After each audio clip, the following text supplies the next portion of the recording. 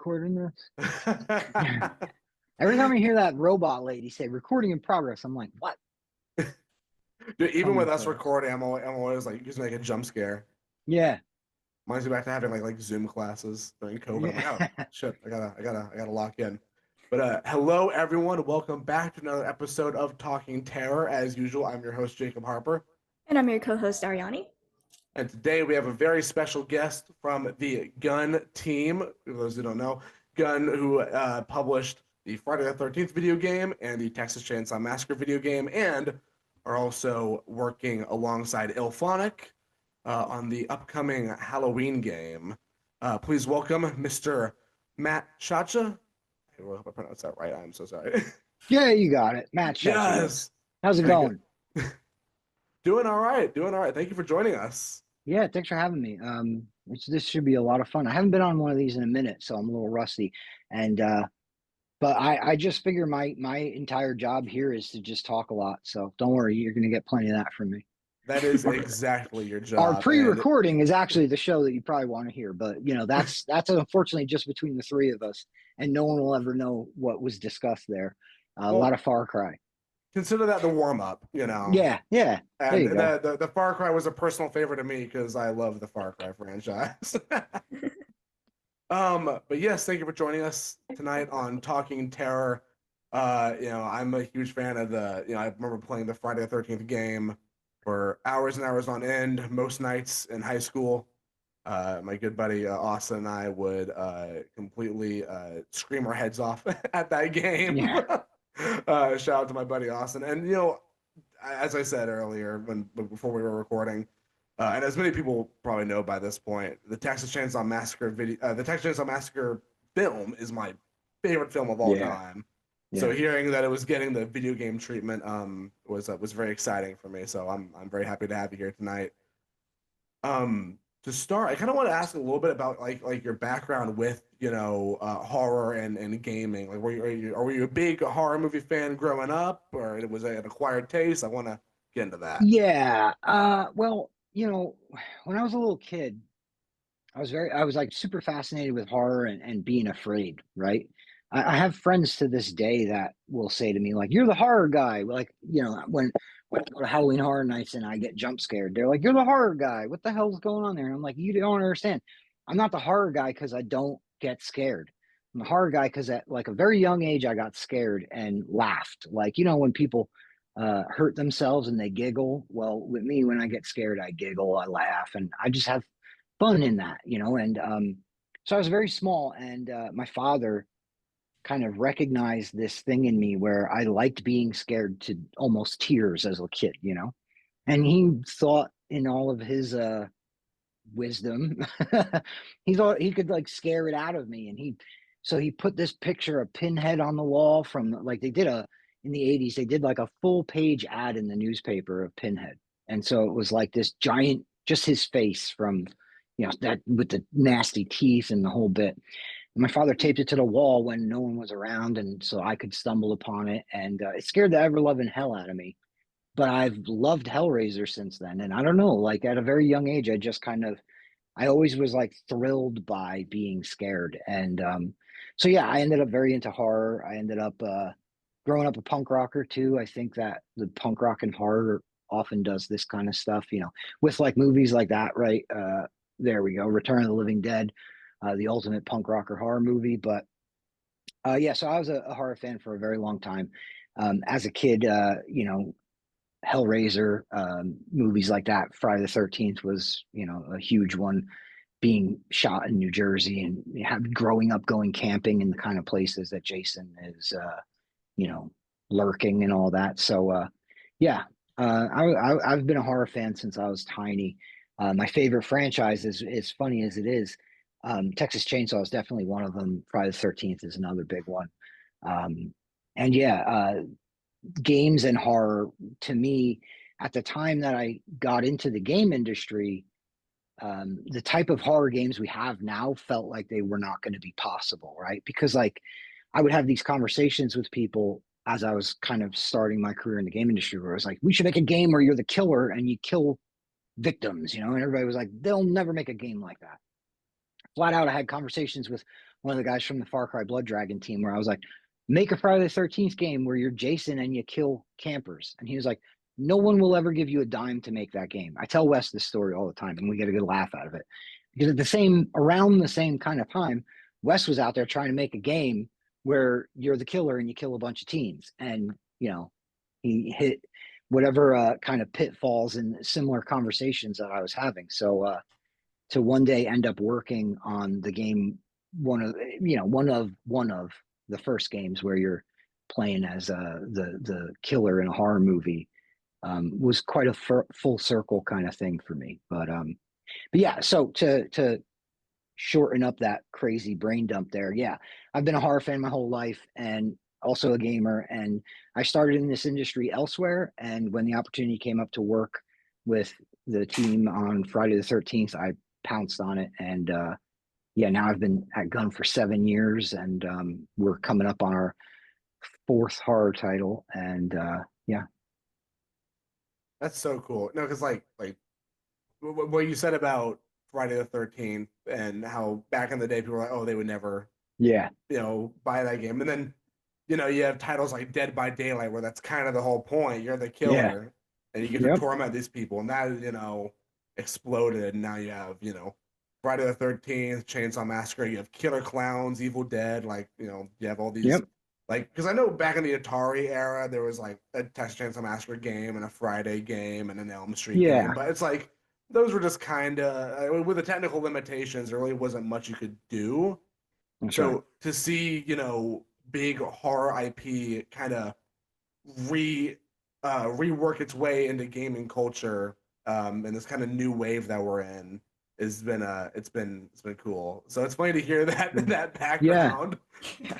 No, there were points in time where like horror movie fans in the game industry would talk about these things like, oh, well, what would you make of this game out, be like? And it was like, well, you'd have to be Jason, you'd have to be killing the kids. Like, do you remember the Xbox arcade game Feeding Frenzy? It was like you ate fish, and then as you ate fish, you got to be bigger fish, and then you ate some bigger fish, and you just had to keep eating fish, and like that was the whole thing. I was like, we got to make a Jaws game. Like this was back at Ubisoft again. We got to make a Jaws game where it's Feeding Frenzy, but you got to eat increasing crowds of people. And everybody was like, Matt, what the fuck is wrong with you? And I was like, what? That would be great. I would want to play as a shark eating people. And they're like, those games don't get. And we have Maneater. That's like basically Jaws. These games are all out there now. Because it's like I think like games like Dead by Daylight and Friday the 13th kind of showed people. They were like, well, I mean, I guess the bets are off. So now, like you said, you can play. Oh, Bunny. I didn't even know you had a bunny. Yeah. That's so cool. Sorry, everybody. So games like Friday the 13th and Dead by Daylight come out, and I think now you have people just going like, well, how far can we push this? Like, what could we do? Like, let's make the shark game. Let's make, Killer Clowns. It's fun and goofy and campy, and so I love it. And again, being a lifelong horror fan, it's kind of like we just need more of these. Like we need more of these, and we just need people to be getting creative and keep doing these things. So it helps everybody, folks like you who are just giant horror fans who also play games. Oh yeah, no, like just all my friends who love horror movies were always like, we would like squad up on Dead by Daylight, and me and my buddy in high school, we do Friday the 13th. And what was fun about Friday the 13th, the most was I was really bad at that game. I really sucked at it. Yeah. So I would die pretty early on. But, it wasn't even that bad because after I die, I get to basically just watch a Friday the 13th movie play out. Yep. I get to go into the POVs of my friend when he died, which was not much after I died usually. But we would just be like basically watching a Friday the 13th movie for the rest of it. I'm like, oh, run, get out of there. And it's interesting that you bring that up because one of the core things, and I'm kind of probably jumping ahead a little. You probably have a question about this, so I'll keep it brief. But one of the core things for us at Gun is to try to make sure that, for better or worse, whatever you think of our games, we're creating games that are a more cinematic experience, where you're kind of experiencing a movie, right? When I say that as one of our core pillars, I mean like we go into the project at day one, and we're like, well, this is something that it has to be. It has to try to be like you're experiencing that movie, and so. I like to think that as much as nothing is ever perfect, I like to think that we that's an objective that we hit with 100%, you know what I mean, accuracy at this point. You know, the amount of care we learned with Friday a lot of things, and the amount of time and effort and care we put into Texas, I think really it speaks for itself in that department. And so by that logic, one of our brand goals, that I think we get the most love from the community on is how authentic we can be, you know, and how true to those movies we can be. And with that comes those moments where you're either, you know, jump scared by Jason in a cabin, or you're running down the driveway of the family house with Leatherface chasing you. Those moments that feel like movies, and that's really part of what's super important about we feel is super important about what we do and what we do differently, you know. Absolutely, like y'all's immersion into that world has always been something I've always really admired. I appreciate that, because it's something that we put a lot of energy and effort into, and we try to, you know, make sure we're doing it across the board, which, you know, it's down to trees, leaves, flowers, time of year. You know, we want you to have the full experience of that franchise when we make a game based on it. So yeah, it means a lot to us, and so it means a lot to us to hear that it's working, you know. And like, did you feel a lot of pressure in that? Oh, yeah, a lot, I a bet. whole lot. How about this one? Here's a fun story. Before pressure, before Texas Chainsaw was ever released or even announced, right? So we knew we had it, and we knew what we wanted to do. Again, going back to those core pillars, we were like, well, it has to be this, this, this, and this. So we set out to try and start recreating this, and the amount of things, the amount of hurdles that we came across, like the saw, you know, some people saying it was a 245, some people saying it was a 306, and then, you know, sitting there with the movie and trying to break down the different pieces on the saw that might have been changed, because you got to remember the saw in the original film was not like, they didn't go out and plan, this is the saw we're going to use, we're going to make it look like this and that. They borrowed it from a farmer, and they were like, run around with this saw, and that farmer might have done whatever he did to it to keep it running. You know, parts were changed and swapped out and broken and whatever.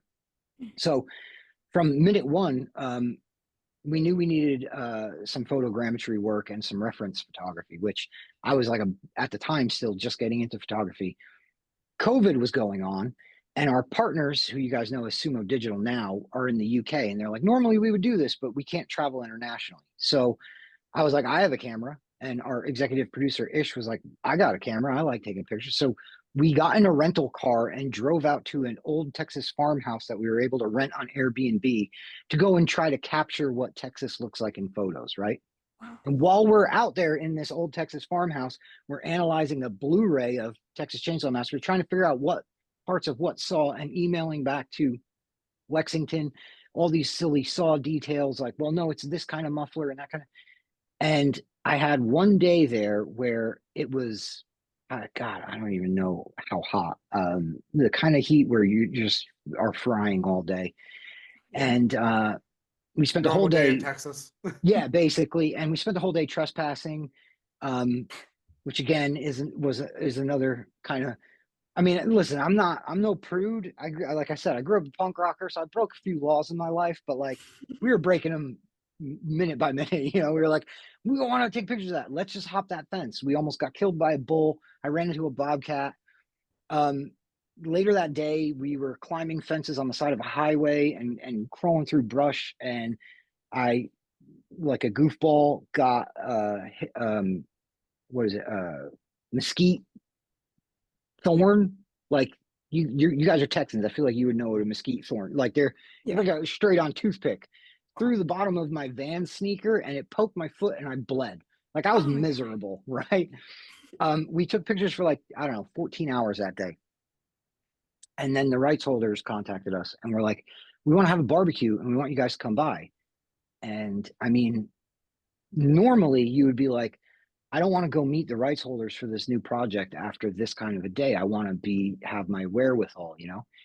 So but we're like, we're not going to say no to this, you know? So we show up at this barbecue, and in the backyard, Kim Henkel, the writer of the original Texas Chainsaw, is sitting there, and they're just having burgers and dogs and beers. And we were like, this is crazy. So now we're sitting down, we're trying to get all the information we can out of Kim Henkel.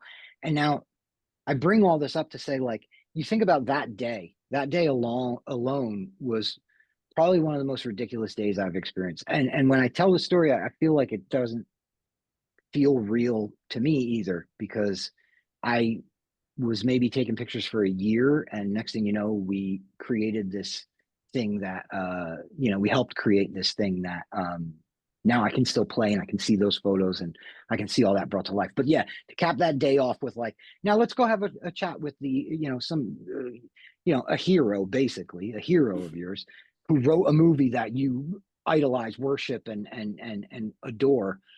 Go try to have like a reasonable conversation with them where you don't sound like a rambling idiot because you have heat stroke and you're bleeding from your foot and your arms are tired from carrying your gear and you've broken like 14 laws that day, so you're a little stressed out, like it was wild. COVID really fucked up a lot of things. Well, I shouldn't say fucked up. COVID made a lot of things more difficult. I think we did extremely well considering COVID, but you got to remember this was a time when it was like, we didn't even, when we set out in the rental car to go and do this, we didn't even know if we were going to be able to find somewhere to get dinners and things like that. It wasn't like when we travel now.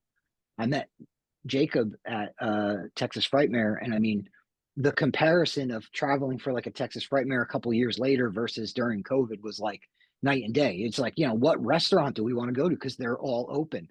During COVID, it was like we can get one place to DoorDash food the night we pulled into town, and then we had to go to a grocery store all masked up and panicked because everything you touched was going to kill you, and like it was like a really wild time, the height of COVID times. And yeah, we got through things like that, and we managed things like that. We realized we wanted to get saws that had the real sound, and another bit of pressure. We brought in Watson Wu. You guys know that from some of the behind the scenes videos that we've done. So we bring him in, and what you don't really see in those videos is we brought him in to record these saws, and none of them worked. We bought like the last 4 saws we could find because collectors have been buying them up, so there's not a lot of them available. We bought up whatever of the last few saws we could find, and then got them kind of working. And I'm there to shoot video and photos of this process while Watson does the sound recording. And the entire time I have to set my camera down and then go to work on one of the 2 saws and get it fixed so that they can use it. And then they're running the other saw, and then they break that one, and so we trade, and then I'm fixing that one, and then I'm picking up a camera, and I'm covered in gasoline and diesel and like grease and like all this, and it just, yeah, it was one of those things where it was like a lot of hair on fire moments like that, but it's all unforgettable for me because of that hair on fire aspect of it and the pressure of it and seeing what Gunn is capable of under those circumstances. It gives me a lot of really awesome memories that I definitely cherish, but also like a lot of faith in Gunn and what we do, because I know that if we can make that happen, there's, I mean, you can't stop us. So I hope that was like not too all over the place, but I get really passionate when I'm talking about like those early days of Texas Chainsaw. A lot pressure, yeah, a lot. Definitely a lot, because we definitely felt like, okay, after Friday, there's an expectation of what we can do and what we should do. We know what we want to do. We know, like, after Friday, not that, not saying anything negative about Friday, but we knew the, like, okay, the next notch of the bar that we want to move it to, and we know how much bigger we want to get, and how, with the game, and how much more detailed we want to get with the game. And so, like, we had our goals that were now moved because of Friday and advanced because of Friday. But then we had this other thing, this COVID situation, and all these other things that were like kind of pushing back at us. So yeah, it felt like, I don't know, 3 or 4 years of constant pressure. You get some of the best things out of those moments, so. Oh, for sure. And like, first of all, I was like internally nerding out during that whole story because I was like, oh, the chainsaw. No, because it's funny you mentioned. I have so much to like cover from that. Like, let's go. Yeah. That great answer, by the way, to a Thanks. great question from Ari. But it's funny you mentioned, collectors have been buying up the chainsaws, because literally the other night, we were just like scouring the internet for just like random whatever the hell, because I think Ari had brought up the knife from Scream. Like Yeah. the exact like the buck 120 model that they use, and people want to Yeah. sell that. I was like, oh yeah, that'd be a cool collector's piece. And I was like, oh, let me look this up. And I looked up like 1973 Poulan. I think that's the name of the brand. Poulan. I don't know Hmm. how to pronounce it, but 1973 Poulan green chainsaw, and I was like trying to find like Yep. the exact make and model of Leatherface's from the original because I remember that detail. I was like, oh, like so that they all like kind of mix and match different ones to do these videos. I was like, oh, Yeah. that's so cool And because oh, I'm sorry. Go ahead. I was like last week, Ari and Yeah. I were like looking at chainsaw models on eBay because I was like, oh, how much would one run me if I impulsively bought one? Yeah. I loved that moment because we were in this farmhouse. That farmhouse was amazing. Like, I want to go back so bad because I would like to go back under different circumstances to just hang out because that farmhouse was amazing. It was in a place called Lockhart, Texas. And we had like an 8-bedroom farmhouse to ourselves. And the idea, whatever, again, we knew we wanted an Airbnb. We knew we wanted space. You could only get certain things in that region. And Lockhart just happened to be like smack dab in the middle of like, I don't know, a dozen places, whatever. We spent like 10 straight days out there doing that and then drove home. So the farmhouse was amazing because we would go out and shoot pretty much whenever the sun was out, right? And then we would go back to the farmhouse at night and spend our time in the farmhouse either watching the movie, scouring it frame by frame, um, dumping photos and stuff from the day. But those conversations and those moments, it was the creative director, Ronnie Hobbs, the executive producer, Ish, and myself. Those early days just felt so kind of like it's hard to explain again because I was very new to photography. So like I didn't have a foothold. Now, if you're like, hey, go shoot some reference on a thing, I feel like I'd have a better foothold on what I was doing. But because we were kind of like just ragtagging it just everything we did felt so cool to me. And again, being like this hard dork that was still kind of getting over the fact that I was even working in this industry, never mind working in horror in this industry, like we're talking about like maybe a span of 5 years from my first day in video games to that day, so it's like it was wild. It was crazy. uh and yeah, scrutinizing a muffler on a friggin' chainsaw from 1973 or whatever it was. Yeah, I think it's actually like a 72 or something like that, but anyway, um the muffler pops on and off. I know this now from them popping off repeatedly in that field. And whatever muffler was on the 245 that Leatherface is carrying was not from a 245. It's like little things like that. The flanges on it are a little different. But there's like this point that you get to where you're like, no, guys, we can't have the wrong muffler because it's gonna make the sound wrong, it's gonna look wrong, it's gonna and so you get like this obsessive level of you're like, no, that's impossible. No, that's a no-go, non-starter. If we can't find that muffler, and then you stop and you think about like what you're even talking about, and you're like, I never thought I'd be here. You're like, we're talking about a muffler on the side of a chainsaw and how much of a deal breaker it can be. Yeah, it was crazy. It was fun. I now have I have to get you a picture of it. I have a 245 that's like pristine. The paint is pristine, the bar is pristine, and it's one of my favorite collectibles. It's not here in my home office, it's in the gun office because I mean, there's nothing better than to bring people into my office and have them sit down and be like, I worked on chainsaw, like that. And so it's there, but yeah, I'll have to send you a nice photo of it. It's pretty cool. Please do. I want to see. Yeah, it's one of the rare ones where I mean, this one looks like it would run no problem because it's in such good shape. It's like immaculate, Oh yeah, because all the which was ones probably on how I ended up eBay. with it. Yeah, because all the ones on eBay are like really like janked up, which I'm like, I don't care. Like, Yeah. I think cosplayers want them that way, and so those are usually a yeah. little harder to find because they want them to look a little used. Like mine Mhm. looks like you just bought the thing. It's Yeah. crazy. Yeah. And there's some that like sell them in different parts. So they're like, here's like the body for it, and here's the motor, and here's the saw. Now I'm like, you know what? I should just go to whatever school for rebuilding chainsaws you went to and just take it out Mm, in the backyard and figure it out. you know what that school was? That was before we were in this place. That was in our old apartment, and it was literally the kitchen counter in our apartment was covered in chainsaw parts for like 2 weeks. I was I was cleaning and kind of uh breaking one chainsaw because we were giving it away at a convention in North Carolina called Mad Monster, and we couldn't give away a functional chainsaw. So I had to like ensure it would never run again. So one of them was in pieces so I could like damage it carefully. And then the other ones were in pieces because I was trying to get them to work. By the time it was over, I was pretty good at getting a pull-on chainsaw to run. Not that I know what I'm doing, but like the pull starter on the one would just keep coming out. So I've rebuilt a few pull starters on them and things like that. But yeah. I think my game plan now is just buy the parts, and then I'm just gonna call you and be like, Yeah. "Hey, I got this Hey, listen, piece. Where do I I put could it?" use a good excuse to come out to Texas. I'll come out, we'll have a couple of beers, have some burgers, and we'll put together some chainsaws. That'll be a great time. Absolutely, you are Yeah. totally invited.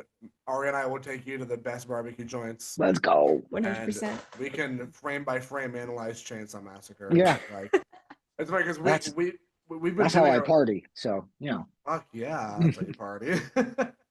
It's funny. Ari and I have been doing a retrospective on all nine Chainsaw Massacre movies here on the podcast as like kind of a side series, and That's pretty cool. we are dreading doing our final episode because we don't want the fun to end, but also because we have to talk about like some of the newer stuff, which were But Yeah. the first episode where we just nerded out about the original, we were just like, hey, there's That's probably so a long many. episode. Oh yeah, it was. Yeah. It was, and Yeah. it was because when I was watching it, and I think this is kind of one of my marks of what makes a great movie, is that each time I watch it, I can find something new. Yeah. Like where it's like a never ending. You know those like I Spy books. Yep. It's like a never ending one of those. Each time I throw on a great movie, a truly great movie, I'll notice something new each time. And Chainsaw Massacre, I've been watching it since I was 10 years old, and even so, when I was watching it with Ari, for like probably just taking notes for the podcast, as if I haven't seen it 20 million times, I was Right. taking like official notes, and I was like, oh wait, like Franklin's wheelchair is in the kitchen in the background. Like Yep. Leatherface neatly folded it up and put it in the corner. And I was like, Yeah. how have I never caught that? He's keeping a souvenir. Yeah. Yeah. So And honestly, like, he gestures to it too. You know, the cook says to him, "Did you get them all?" Like, there's that conversation where the cook and him are talking about whether or not he got all the kids, right? And he like he does, you know, when he's talking to the cook, and he points to the chainsaw to let him know I got the one or to the wheelchair rather, to let him know I got the one in the wheelchair. You'll notice it if you watch it again now. Like the cook is like, "What about the rest of them?" And he's like, he points to the wheelchair, and it's like it's him saying, "I got the one in the wheelchair." I always like crack up at that part because I'm like, poor Leatherface. He's trying to explain to him, like, "I got the one in the wheelchair. Don't worry." You know? I've always been a Leatherface defender. I think that Yeah. dude is innocent. He is a victim in all this. They all just showed up on his property, Those annoying trespassing. ass young Yeah. adults broke into his house, and he responded. Texas is a stand your ground state. He was within his rights when you really think about it. But That's I mean, fair. I'm also a Franklin defender, and I can explain to you why. All right. oh, me too. Look, Franklin is obnoxious. I get it. But in like minute one of that movie, he rolls down a hill with a can of his own piss in his lap. Okay. Yeah. Like you have to think about that. The beginning. So basically, your day started with your own piss all over you. I would be in a bad mood, and I would probably be hard to get along with also if I was rolling around covered in my own urine all day.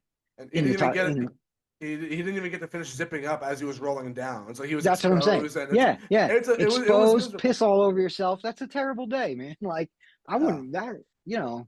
And also, like, when you really look closely, everyone else is kind of a dick to him. That's true. Yeah. Kirk is Oh, like, yeah. hey, you know where that watering hole is? And he's like, it's over there. And they're like, all right, thanks, bye. And then just leave him in that old dusty ass house. Right. You stay here with the spiders. Yeah. Yeah. Stay here with the bones and the spiders. Me and my girlfriend are gonna go swim without you. Fuck you. And it's Jerry like, loves wow, to that's so tease rude. him. Jerry loves to everyone's tease so him. He's mean. telling him, I gave him your name. I told him where you live. All that shit. Jerry's giving him a hard time. Yeah, man. I don't know. Poor guy's covered in piss. And this dude got assaulted by a crackhead hitchhiker on the side of the right. road. Yep. And his friend's like, I gave him your social security number. Yeah. What the We're hell, talking about like man? halfway through the day now. So, okay. Covered in piss, rolled down a hill with him exposed. We covered that. We don't need to go too further than that. Got his arm cut. And now all his friends are making fun of him for not being in a great mood. Like, I don't know, man. I don't know. Yeah. Franklin did nothing wrong. Yeah. Every time I rewatch that movie, I'm like, man, Franklin was done a disservice. Yeah. And then he gets gutted up in the midsection. Yeah. I'll give him this as well. He does have it wasn't all for nothing. He does get the second best death in the movie. Yeah. And one of the cool things about that scene is you can see all this blood spraying out from Franklin. That is it's Toby Hooper, if I'm not mistaken, and I can't remember now if it was the costume and makeup person. I can't remember her name, and or if it was Marilyn Burns. But I think it was Marilyn Burns and Toby Hooper. They had mouthfuls of fake blood, and they were just raspberrying it at the camera to make that spray happen, to make it look like Paul Partain's guts are spraying blood out when Leatherface's chainsaw. So they're basically right next to him, out of frame, spitting fake blood up at Gunnar Hansen. Yeah, it's pretty cool. I love that. Everything I learn about that movie's production, I'm always like, yeah, because it sounds like hell. Yeah. Like yeah. I'm a filmmaker myself, and I'm like, that sounds like the worst day ever. I'd be so mad, but also that movie is so freaking good, and that's I'm why like, totally there for it. Not to try to put like Gunn in the same category. I have more respect for the original production of the film than that. I know that what we did was a different thing, and I think that what we did was difficult and challenging in its own way, and I think we accomplished something really cool there. So I'm not taking all of that as like this huge super disclaimer about both sides of this, right? But I do see the parallels of what we were talking about, getting the best thing out of somewhat tricky circumstances, and it was similar for them.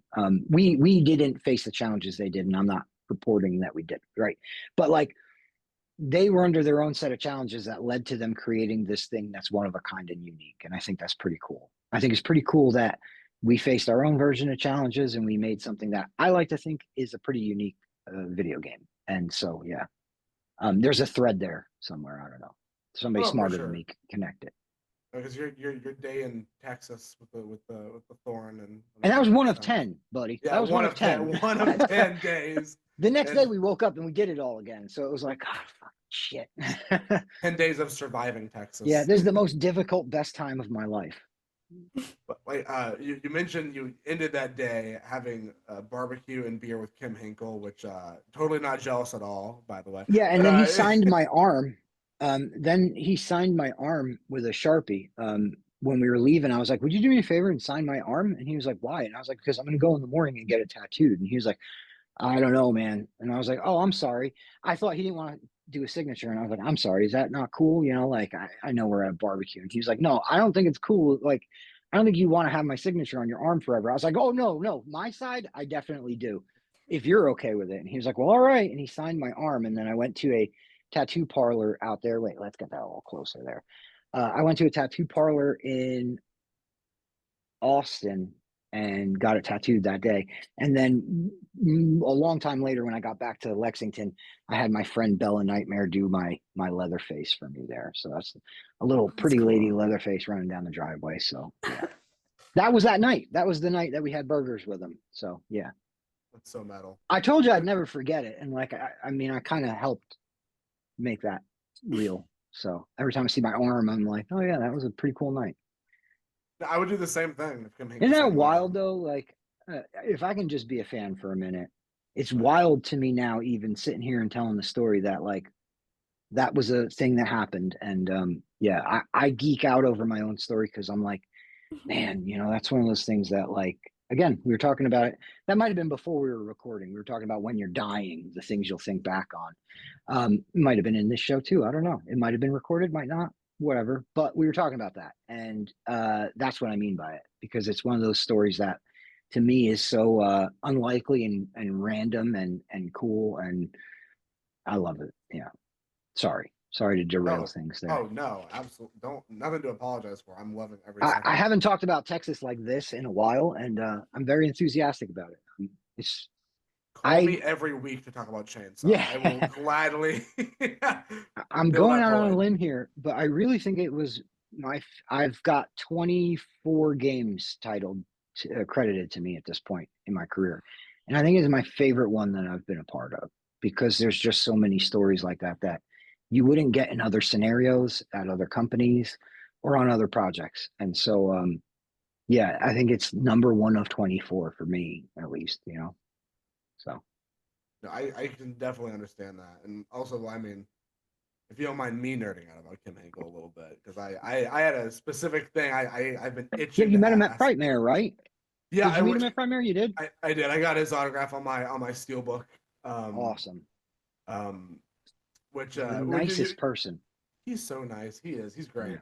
And I remember you had mentioned that when you were having burgers and you were like, try not to sound like, an idiot or whatever, which I was like, no, dude, like I was in line with Yeah. him, like trying not to sound like an idiot. Yeah. I was like shaking, handing him my steel. Hmm. I'm a grown ass man. And I'm Yeah. like, And will you I'm sign glad this? you And I was I'm like, glad you oh said God. that.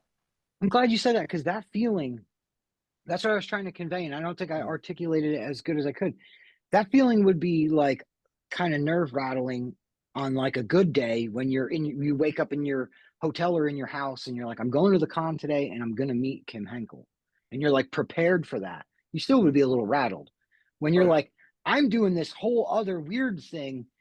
And then randomly, as it's winding down and I'm looking forward to going to bed, I'm going to get pulled off to a barbecue where I'm going to go meet King. I was like, I hope I don't say anything dumb. I hope I don't look like a fool. I hope I don't, I, w- I would yeah, have been twitching. I would have been twitching yeah, the yeah. whole time. I would have I'm been glad losing you it. understand. Yeah, I'm Yeah. glad you Oh, relate and get it. Then, yeah. for sure. And one question, because I believe this was brought up at that same Texas Frightmare where I got Kim's autograph. Because I was just talking to some of the team, and I don't remember if it was Ronnie or someone else, but someone from the team had mentioned, and this has never left my mind since. Oh, Uh, cool. yeah, they had mentioned that Kim Hinkle has a book of like a book A of Bible. Yeah, a Bible of yeah. everything about We Texas have Chainsaw pages of it. Massacre, the Slaughter family, the Hmm. extended family, Oh, and it's everything like the family tree, everything about that he has a yeah. Bible of, and I would give anything to have a glimpse of that Bible. So when he told me that, that was like I was like, when I eventually get one of y'all on my show, that is 100% going to be a question. So I got to ask, what all did you all take from that? What all was in that? I can't even talk. Oh my god! But what all was in that Bible that y'all brought into the game, and kind of what all was there that maybe was left out of the game? Like I'm just prying for secrets at this point, but if you can Well, tell I me can't anything really about say what that, was left out because it's not my Bible to speak to, and Kim absolutely. has what I can say about it is Kim has pages that go well outside of what we've even seen in the franchise so far. Mm-hmm. Uh, which is really kind of cool. It's part of our process to make sure, like what we did with the victims, where we were like, okay, where'd they go to high school? What do they do in college? What are their activities outside of school? Who are they dating? Like, what music do they listen to? We try to build the whole character because, again, that like authenticity thing that I talk about, we want to make that person feel as real as possible, right? And so the way to accomplish that is to make them a real person, give them a whole full backstory and all of that. And once it becomes real to us, once we've discussed it ad nauseum to like this point where we think of them almost like a friend we used to know, we can make them real to you guys. And so Kim does a similar thing.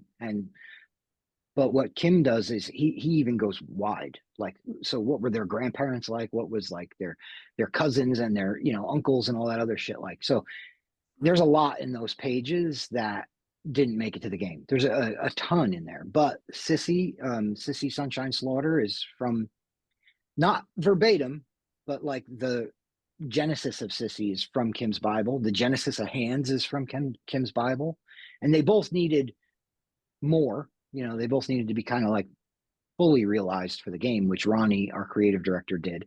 But they're mentioned, referenced, and briefly kind of skeletoned in the game in the Bible, and then made complete for the game.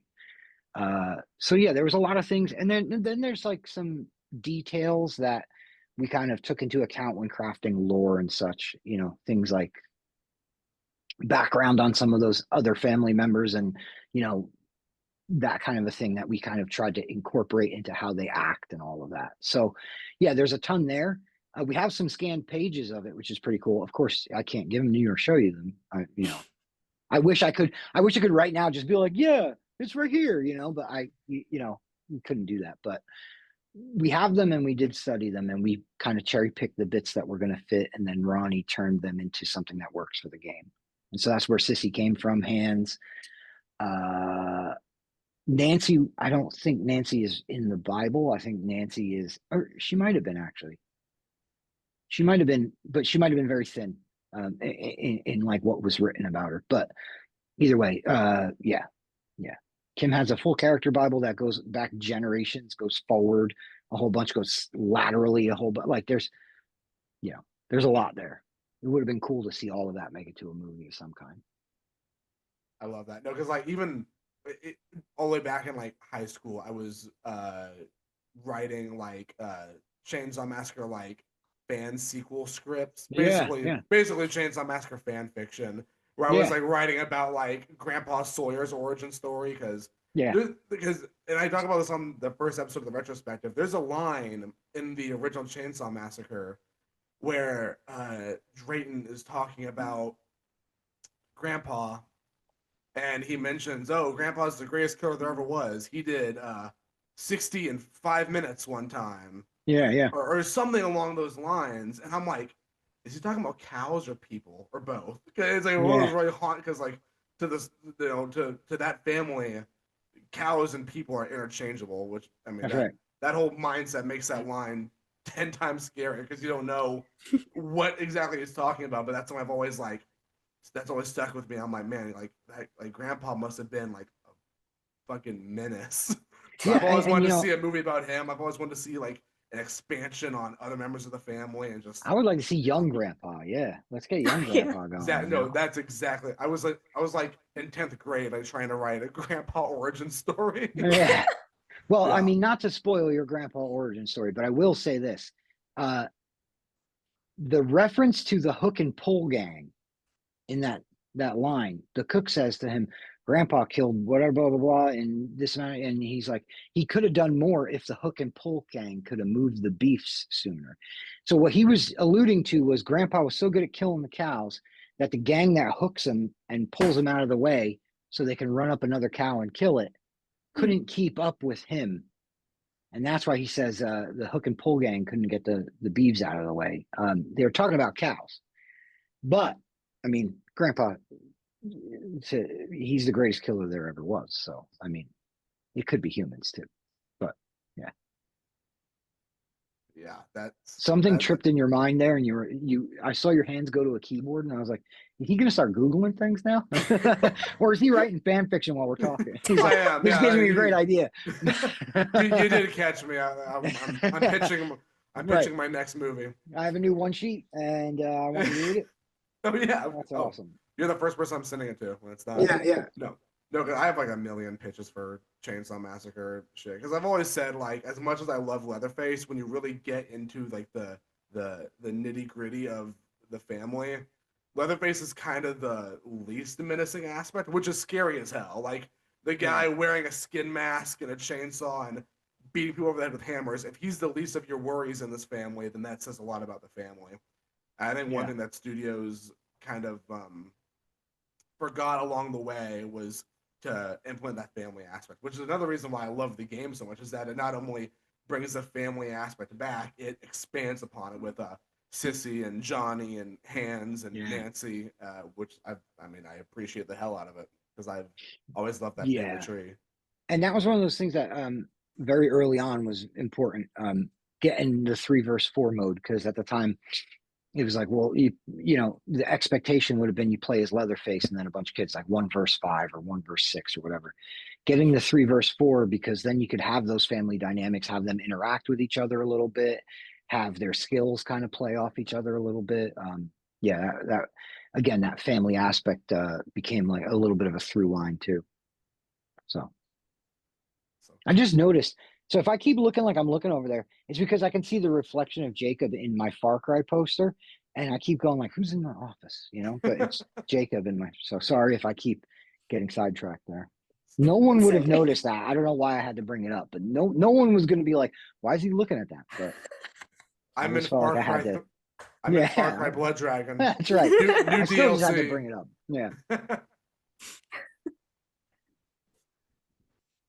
Um, actually, I do have to ask, what do you think about All American Massacre making a comeback? I would love to see it because I think there's some really cool elements to that um and here's the okay. I, I don't want to sound like a negative Nancy because I am hyped. So let me start by saying I'm hyped, and I think it would be awesome, and I think it would be great to see all of that. That's kind of been like talked about so much and for so long. It would be cool to see it come out, right? But I also recognize that the myth around it is huge, and I'm worried that that might be problematic for people. They might have this thought, and when they get it, and it's this would be great if you didn't have this thought. You know what I mean? But I do think it needs to come out either way. I don't think that concern means like, oh well, no, just keep it under wraps, then don't do it. That would be silly, you know. So yeah, I'm pumped. I no, I definitely agree with that. I feel like the biggest thing, because you mentioned like the hype with Yeah, All American Math, like the legend being bigger than the actual thing. I think most horror fans, and I'm giving the benefit of the doubt, but I think I would hope most horror fans would because I know like on Twitter, the All American Massacre Twitter, Tony Hooper has said like this is what we used to film it, and we've all seen images of what it looks like. It's very yeah, like it was low budget. It was shot on like not it wasn't on digital, but it was like a really old like I don't remember the name of the camera, but it's a lower budget camera, so some of the picture quality might not be great. And I would hope that most horror fans would know that going in and just kind of yeah. be happy to put the legend to bed. Like I think of it. I think of it like this. I would go into it thinking this is like a time capsule. You know what I mean? And the fact that we're getting to see it is important. And so expecting it to be this, something it isn't, it would be silly. But then again, you know, I also I like to think rationally about things too, and I think that there's some irrational folks out there that are going to expect a certain thing and not get it. But it has to happen. I mean, if it's even close to happening, it has to happen because uh, it's just too important to the fans at this point. Where it's not like you could be like, let's keep it under wraps because you guys might not really dig it. Like no, it's got to happen. But and I mean, I've said on this podcast multiple times, like, just release it, like, please. Like, it's yeah, been what 20, 30 years at this point. Like, I don't think, at least I'll speak for myself. I can't speak for everyone, but I personally am not. I don't have any expectations.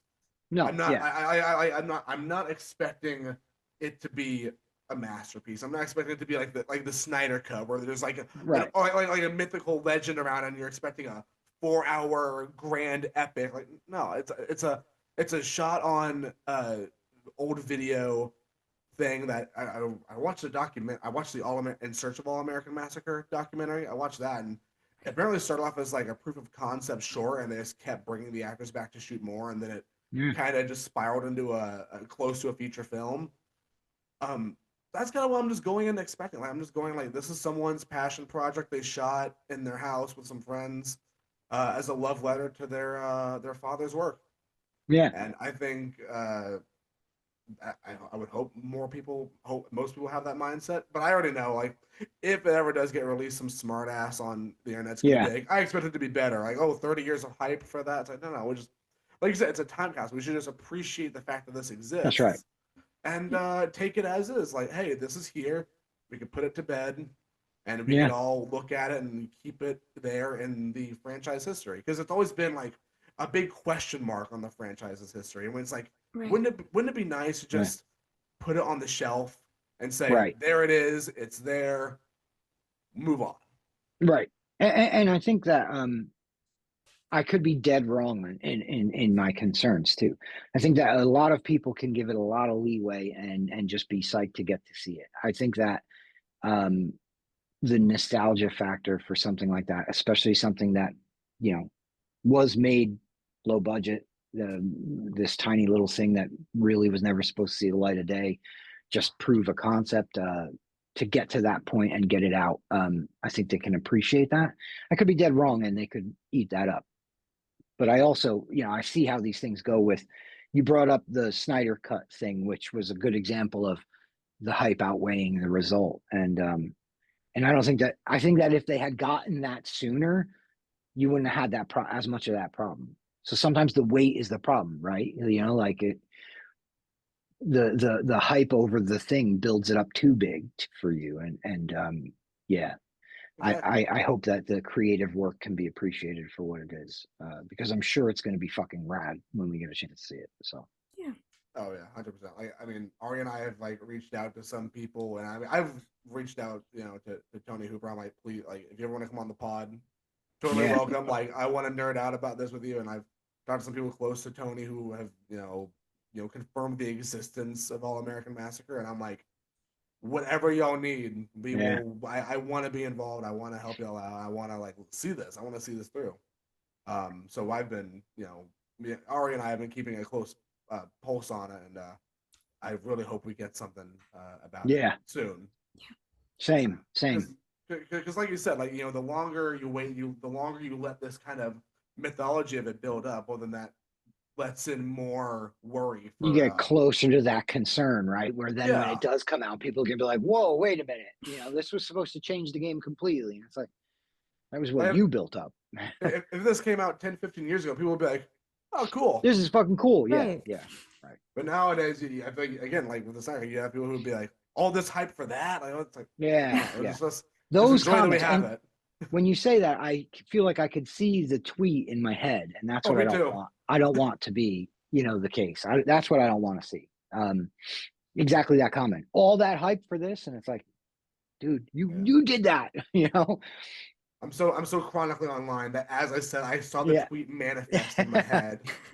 I was like, oh, I can see it. I can see it on some Twitter thread about All American Yep. Massacre. I can see it. Um, What speaking of All American Massacre, I did have a question about, because I know in traversing the world of IP, there's a lot of complications.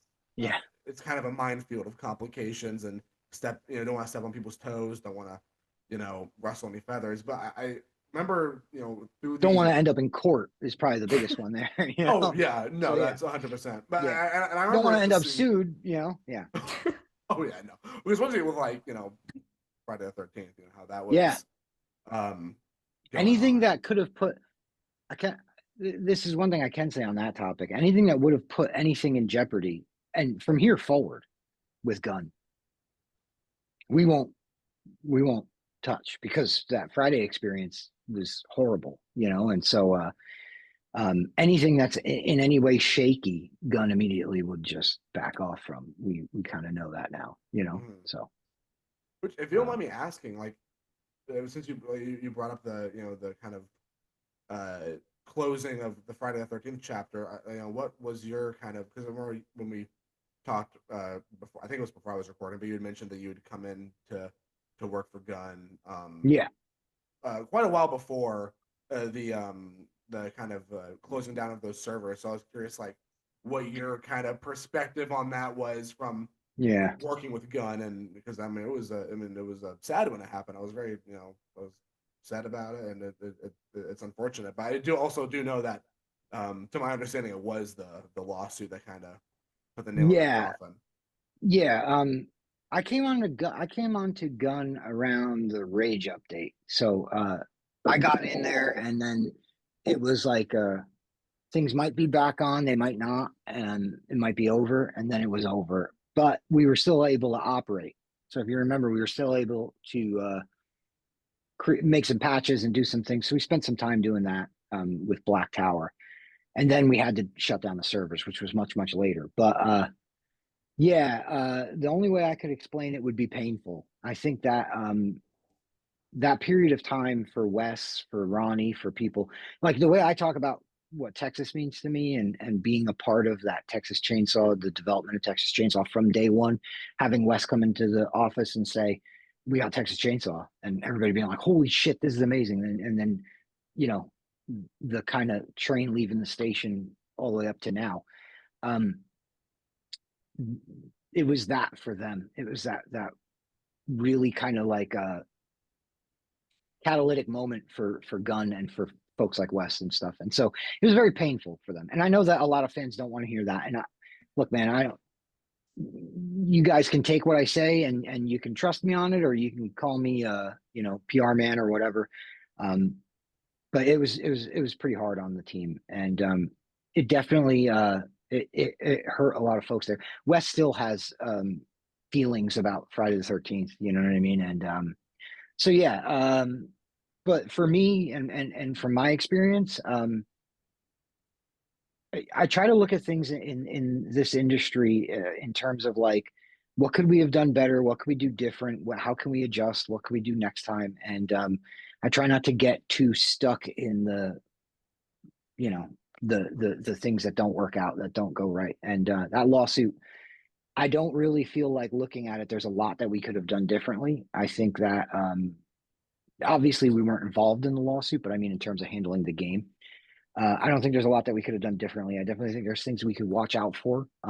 But yeah, we're constantly in a state of outside of our comfort zone in terms of gun. We're constantly pushing things further. Everything that we do something different. We do something new. We try to advance ourselves and our output and the end product in some form or fashion with each thing. So we're naturally going to be outside of our comfort zones on everything and pushing as far as we can. And I think that the situation with Friday definitely hurt and stung, but it doesn't mean like, well, now we're gun shy. That was a really terrible phrase to use there because we're talking about gun. We're not timid. It's just we do know some things that we want to try to, pitfalls that we want to avoid. And so with Texas, we were working with Kim, the original screenwriter.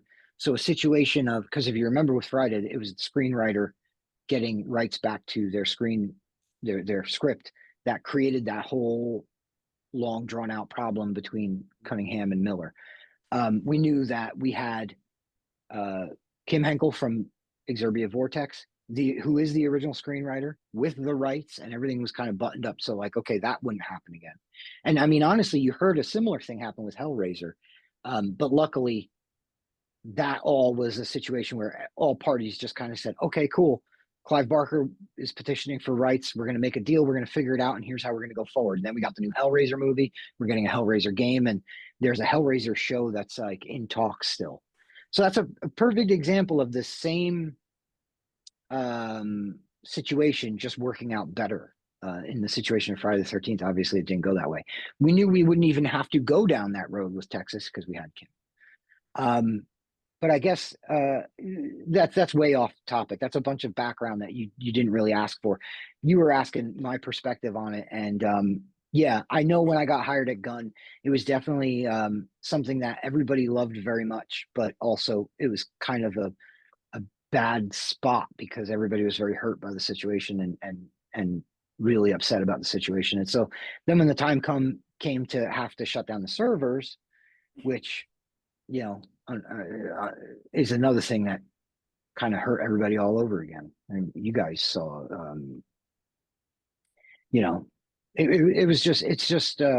it's something that Gun as a company is so proud of, but also so kind of stung by. So. Oh yeah, I mean, I completely understand that, and like, it sucks, especially because, like you said, it is something that is out of y'all's control. Y'all were just kind of like a casualty of that way bigger issue, right. And yeah, no, I can definitely imagine, and it's great that with Chainsaw Massacre, all the rights were kind of, like you said, kind of buttoned up with Hinkle, and you had his full support. Which when I heard Kim Hinkle was like fully endorsed it, that was my first indicator that this game was going to be great.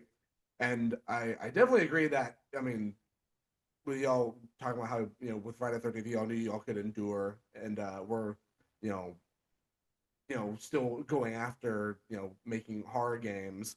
And not to disparage Friday the 13th, because I had a lot of fun with it, and it's great. But I will say, like, and this could be me, I'm a little bit biased. I'm way more of a Leatherface fan than a Jason fan, for being honest. But I do think, like, just from a gaming perspective and a fan perspective, Chainsaw Massacre is a huge step forward from Friday the 13th. I mean, just like the detail y'all went into on the game, the story y'all built with it, because I know Friday the 13th there wasn't a lot of like Yeah. story stuff, which it was fun for what it was. Like play, me and my friends would make the cult of Shelly.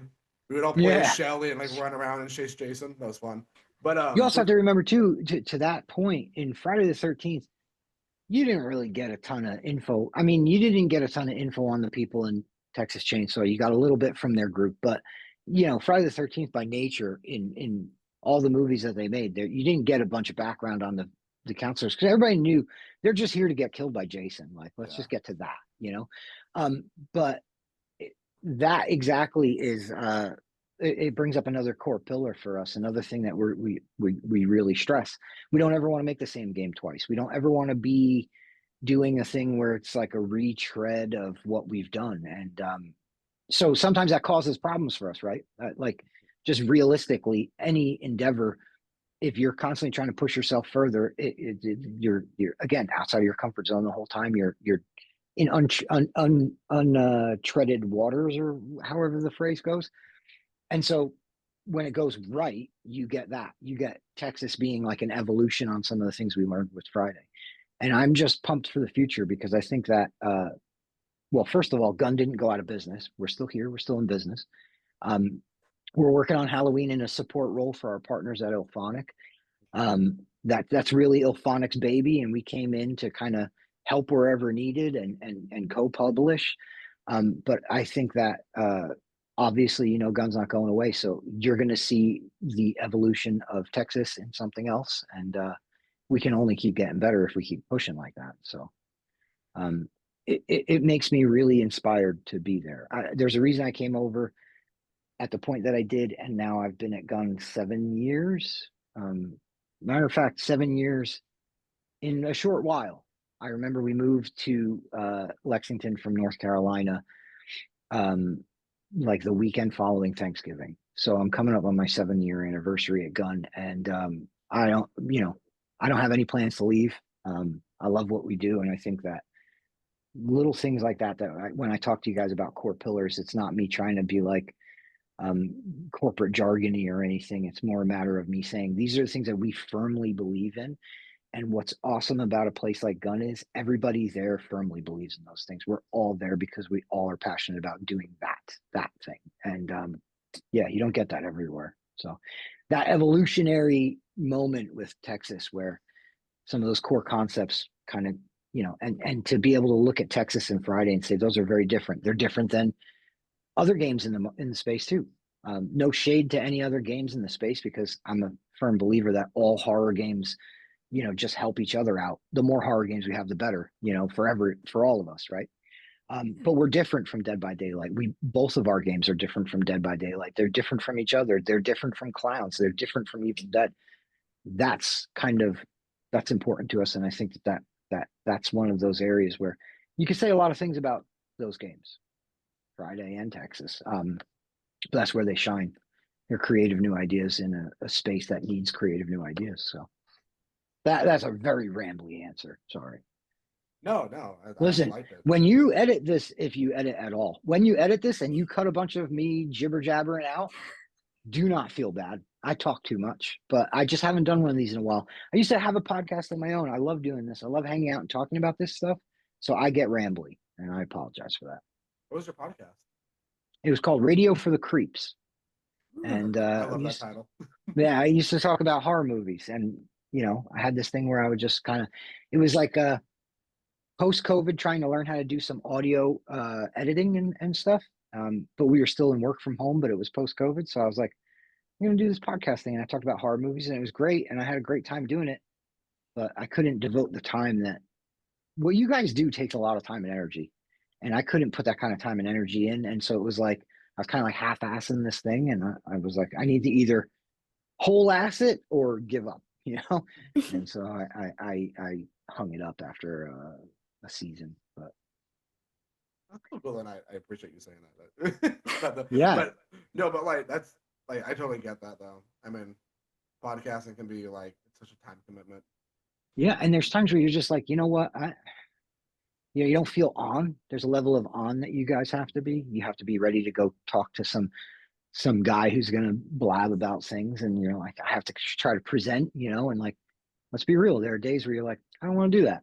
You know, I don't want to be, on and and then hours of I would edit all kinds of editing because it's difficult when you're then listening back to your own podcast and you're like, oh, what did you say there, you dummy? And you're trying to clip these things out. But I was learning too.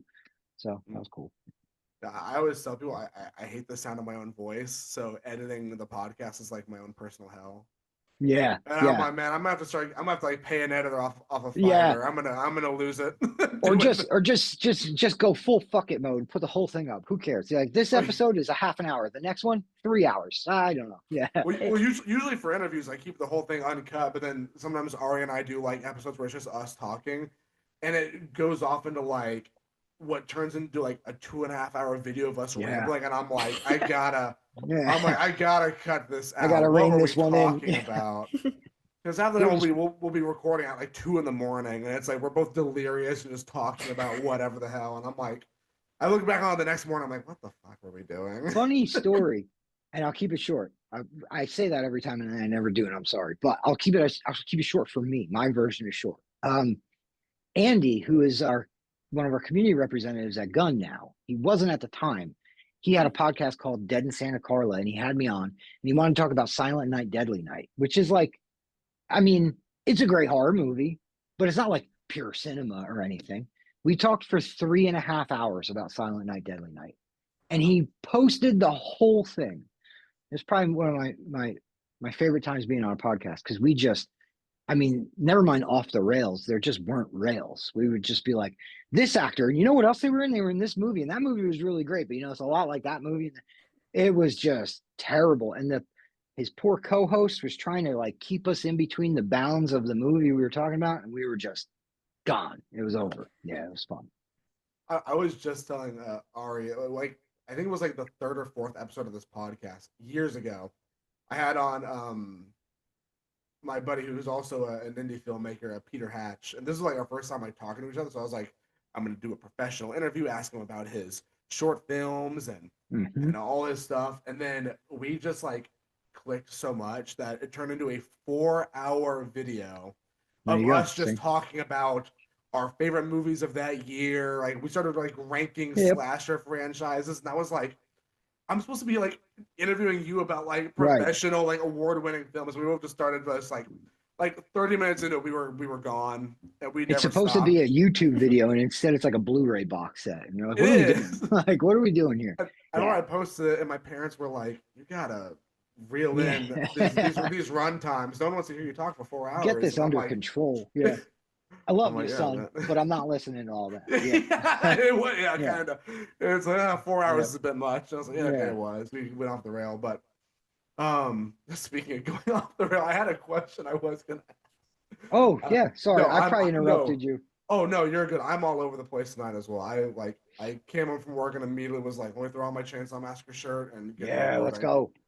Yeah, gotta rep. I like that one. Yeah. Is that wait? Can you hold that up again? Yeah. Yeah, that's like was that Japanese market, right? Yeah, I have a similar one, but it's white and it has Sally on it, like running or something. I got it at the gas station in Bastrop when we were out there doing the photo stuff. Yeah, I have like 2 or 3 Chainsaw Massacre shirts at this point, and all of them have like the Japanese poster art on them.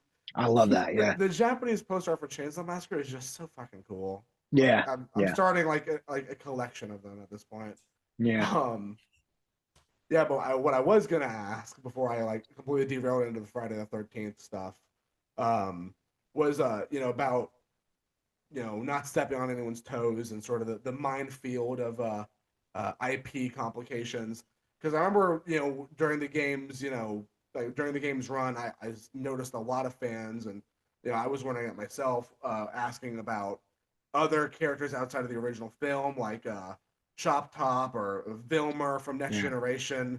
But I've heard a little bit of why some characters weren't included because of like copyright or who owns the rights. So I was wondering if you could give me a little bit more perspective on if there were any that y'all tried to get but didn't get to, but it never fully came to completion, or anything of that sort you could like shed some light on.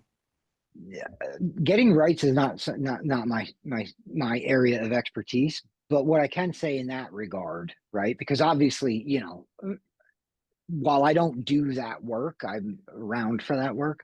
Um, we tried to track down a lot of things that Chop Top is one of them. Wes actually addressed this in a live stream.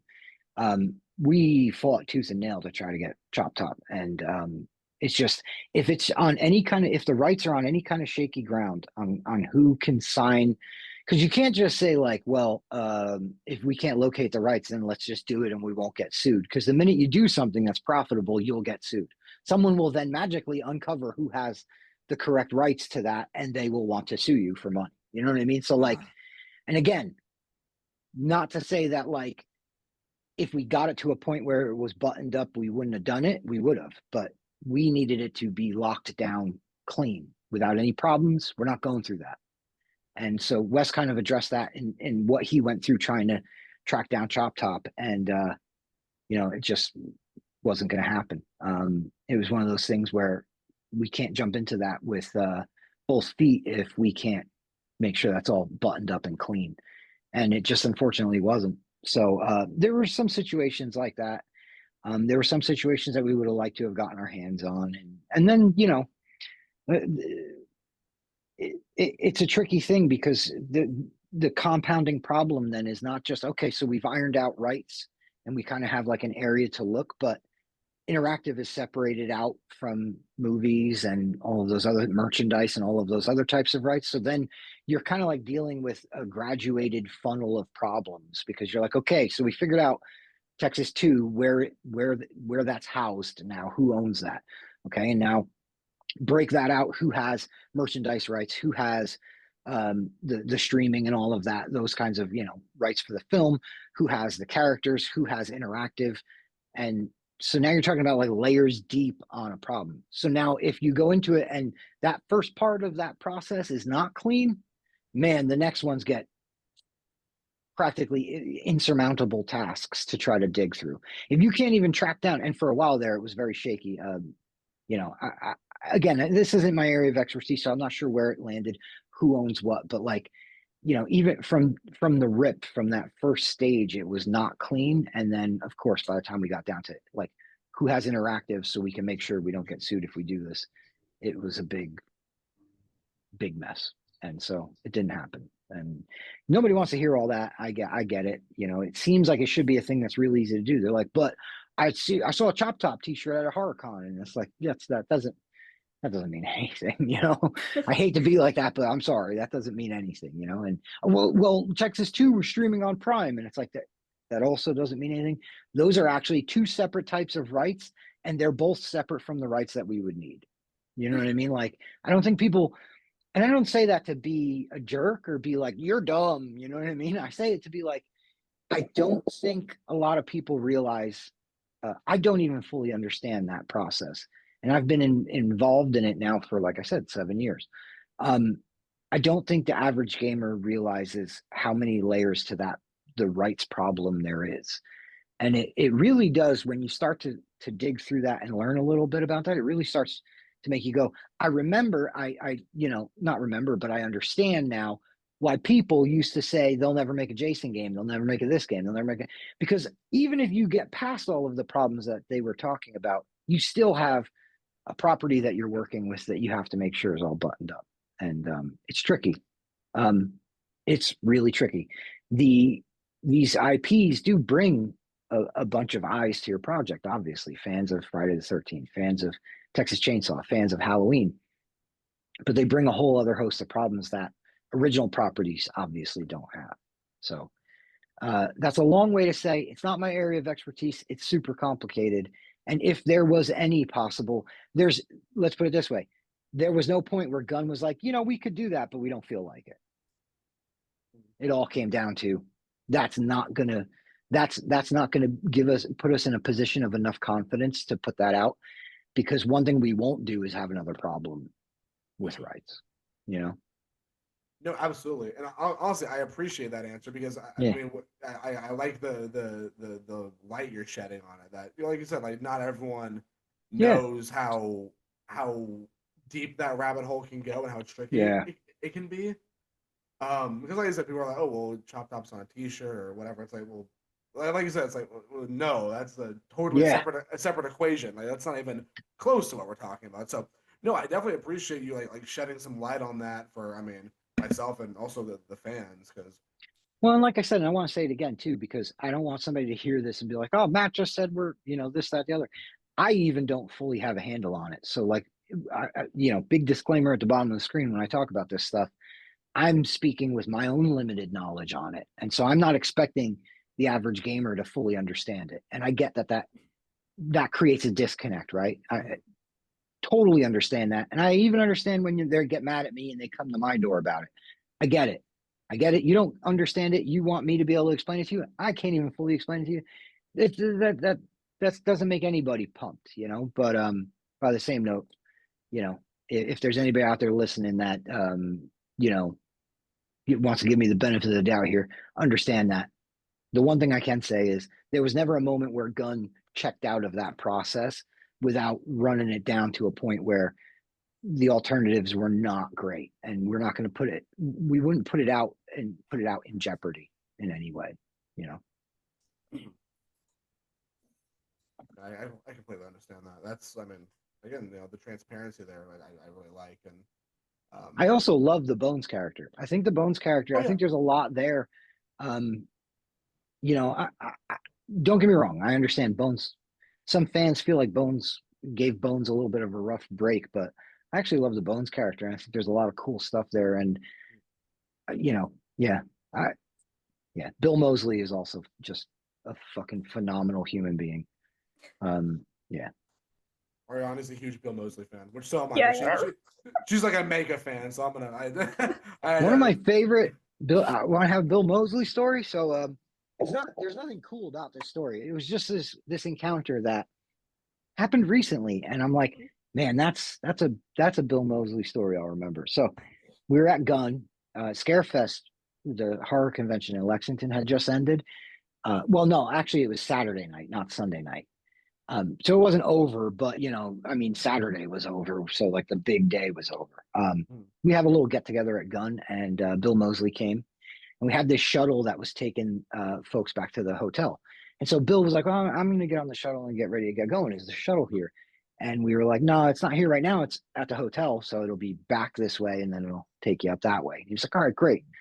I went out front of Gun to smoke, and I stood outside. I smoked for a minute.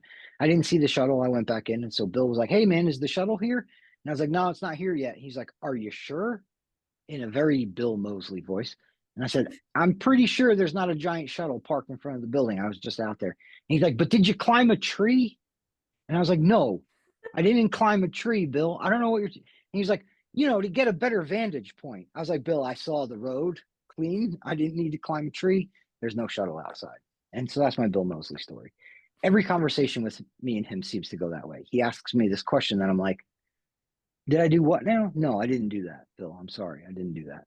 Next time I'll climb a tree." So yeah, you climb a tree. yeah, So real. yeah. And I said, "No, but yeah, he's a funny dude. I like that guy a lot." And doing mocap with him, that was like bucket list kind of shit. Because he's hilarious. He's amazing, and he's hilarious. And him and Kane just fuck with each other constantly. They're hilarious together. Yeah, doing mocap with him was pretty amazing. It was pretty cool. It was pretty cool to get to be there for that when he made Bones. Awesome. I love that you mentioned the mocap, because I was going to ask about working with Bill Moseley, Kane Hodright, the whole team on the motion Yeah, capture, because this is Kane's second time playing Leatherface, technically. technically, yeah, Yeah, because in Leatherface 3 he did stunts, I believe, yeah, yeah, for yeah. Leatherface.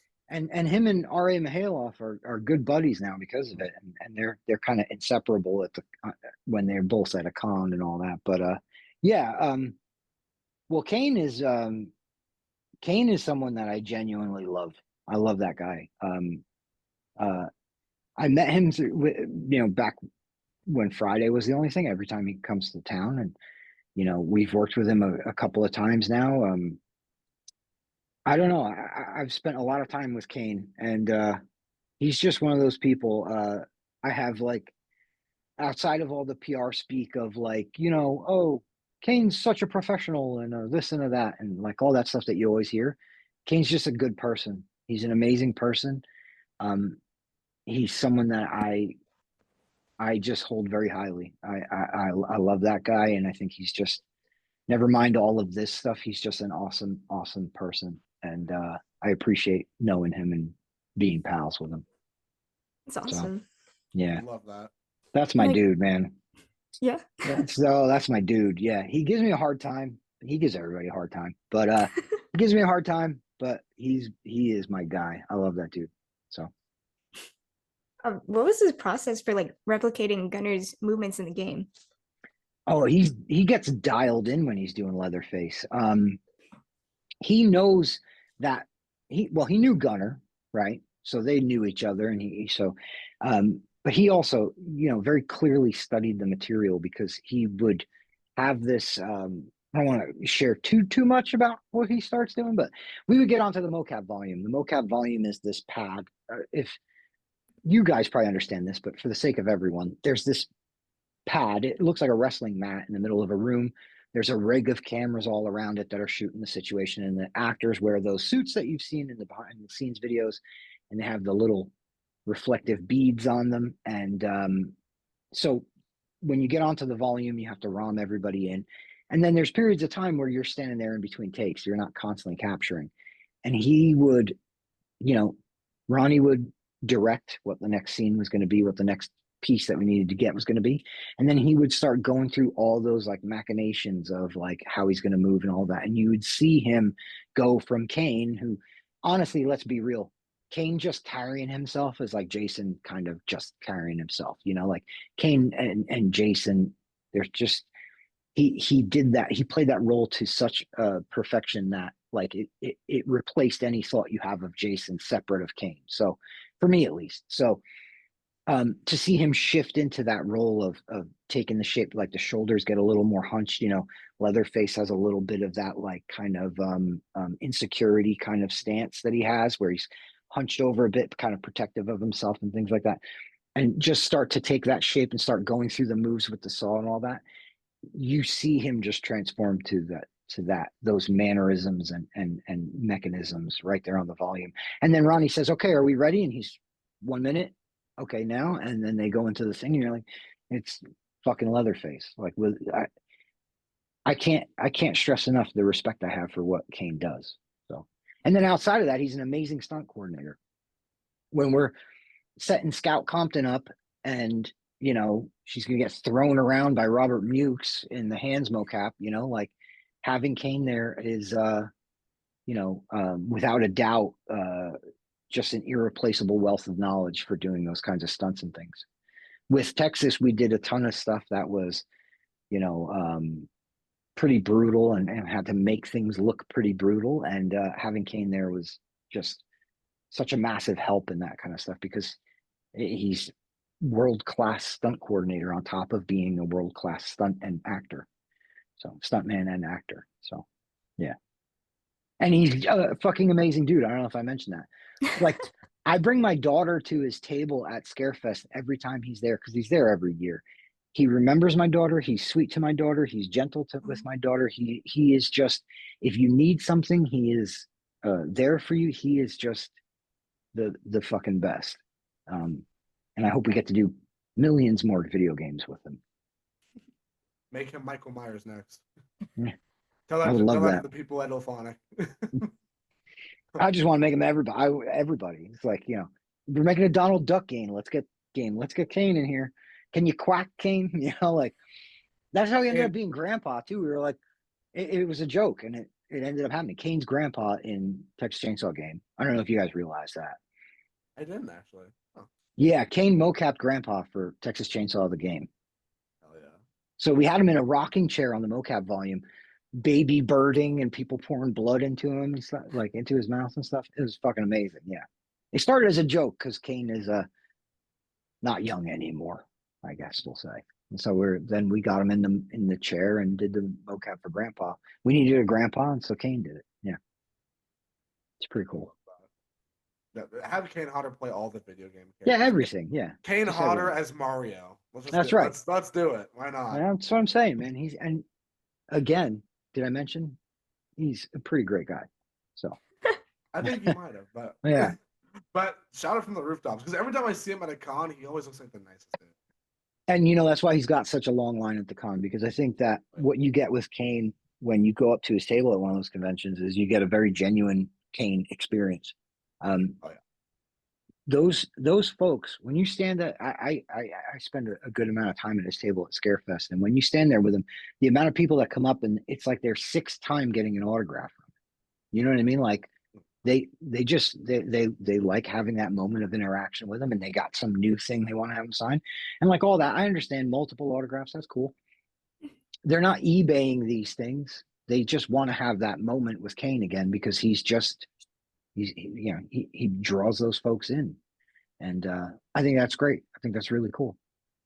Oh, absolutely. I mean, I go to these horror cons every year, and you Yeah. know, I like you can tell who is authentic and who Yeah, has who's happy doing this, and you can also see who's maybe not. yeah, I do love how you mentioned like they're not eBaying these. I've always said I'm like my future kids are gonna yeah, despise me because yeah. when I die, all my autograph In the collectible will, shit. it's going to say you could never sell this. By the way, Well, no, it's not that they can't sell it. It's that it's gonna be worthless. It all has Yeah, my name on it. yeah, So I'm like, if you find another guy named Jacob who will give you whatever the yeah. hell for that, good, cool. But Right. it's Find not me just reincarnated, and it'll be great. yeah. It's not just gonna be to whom it may concern. Right. Here's a signed Jason Max. I was like, no, to Jacob. Here, See, I always get mine personalized. I'm sure a lot of these folks are doing that. Look, I'm not naive. There's people at these conventions that do that, Oh, yeah. but there those folks that come up and they're like, yeah, when I saw you at this convention, and it's a convention like 5 states away, that means something to me. Like I think that shows what he has going with those folks, and that's why he maintains. I mean, at least at Scarefest, he maintains a line all the way out of the room and around the corner all weekend long. The guy goes to do a 2 hour photo op with fans, and they stay there in the line till he gets back. Like you don't build up that kind of rapport with the community without being so special. And that's he's the dude. No, he is. He's super cool. And also, speaking of like the mocap and like some of the actors from Chainsaw Massacre, I was uh, talking to someone else who was involved in the Chainsaw Massacre game for hopefully a potential future podcast episode. Damien, Damien Yeah. Mayfie, who plays for those unaware, Damien Mayfie, a horror actor who plays. We did the mocap and voice as well for Johnny, or did he not He do the did the mocap? voice for Johnny. Oh, he didn't do the mocap. Okay, Mocap was Dove Meir. Damien did the voice for Johnny, but Damien is the devil in Haunt. Damien yes, is just Strangers Pray at Night. he's the man in the mask in Strangers Pray at Night. Love And that he's movie. also another person who is just a genuinely amazing dude. I love that guy too. He is so cool. Yeah. He was one of the first names in the industry I ever interviewed. And you know what's cool about Damien? I bet when you reached out to him, he was very down for it. He is always just like what, you want to do a thing? You want to talk on a podcast? Well, I'm busy, but when I'm not busy, we can do that. And he just does it. I love that about him. He's like a yes dude, You're like, you want to just do this thing? And he's like, yes, I am in, I was like 17. I had just seen Pray at Night and I DM'd him on Facebook. I was like, can I interview you? And we just did like a written interview. I had to ask him questions and he'd respond, and I put it into all like. I bet that created cool. a very unreal expectation of how it would be reaching out to people for interviews, because that's how that sounds to me. Like, I just reached out to him on Facebook and he said yes. And then you tried that 20 more times and no one even answered, like I can imagine, because, listen, there's folks in this business that are hard to get a handle on. And then there's folks that make it seem easy. And I can imagine Damien being one of the first people that you interview being a real, I'm kind of mad at how accurate that is because I did for Right. the rest of high school and even early college. I would be like trying to DM Yeah. celebrities on my Why isn't Instagram. anybody messaging me back on Facebook? My Like, for a while, my whole Instagram was filled with like unanswered messages of like yeah. celebrities, and I'm Oh like, I look man. like a psycho stalker. I'm like, I Yeah. swear, I'm a real journalist. I promise. Hey, that's how you I'm got to do it, though. Yeah, I'm not shading you, man. That's how you got to do it. It's just, no, it's it's just like dead accurate. Having Damien be the first one has to create that unreal expectation of like, well, this is how this is always going to go, and then it's like, no. Yeah, I was a naive 17-year-old. I'm like, it's gonna be this easy the whole time. I just gotta Why don't find more their people do this? yeah, I Yeah, just gotta find their social media and ask nicely. And yeah. yeah, but Damien's a great guy, and I was talking to him, and I mentioned that we were doing this interview tonight, and he said, I was like, "Do you have any questions you want me to get answered for you?" And he said, "Ask him who is his favorite actor and why is it Damien?" And I thought I'd throw that out there for him.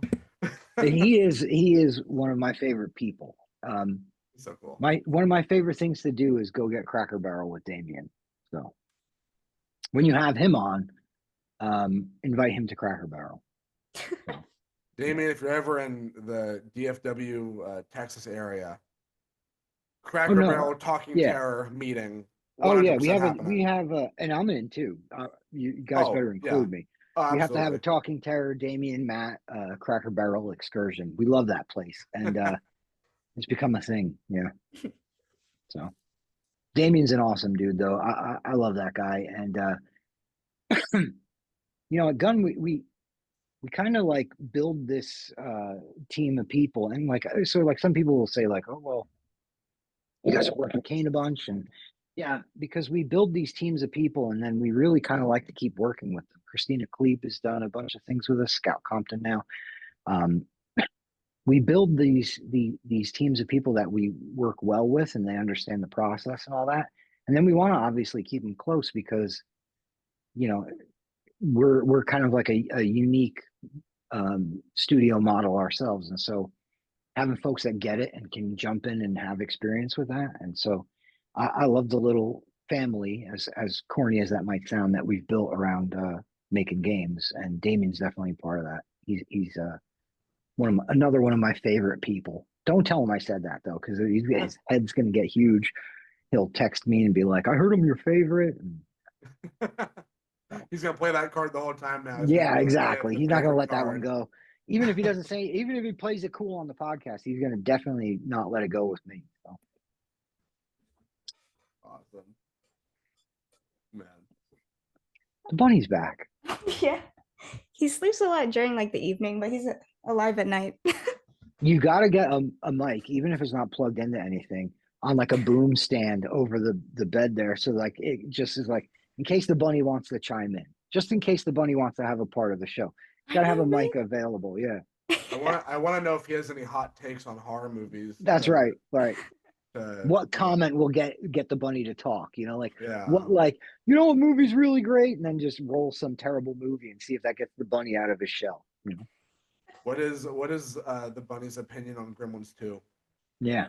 Because that dictates Yeah, he moved. entirely. He moved. He did this. Okay, I'll consider that he thinks it's great, which means I love him. Right, right. He's on Any board. friend of Gremlins 2 is a friend of mine. I love that There movie. you go. That was such a random moment when I was like jibber jabbering and whatever. I blacked out for a minute there talking, and then all of a sudden I looked at it and I was like, "This is a fucking bunny." I was like, really not prepared for that. I was just bunny on the bed out of nowhere.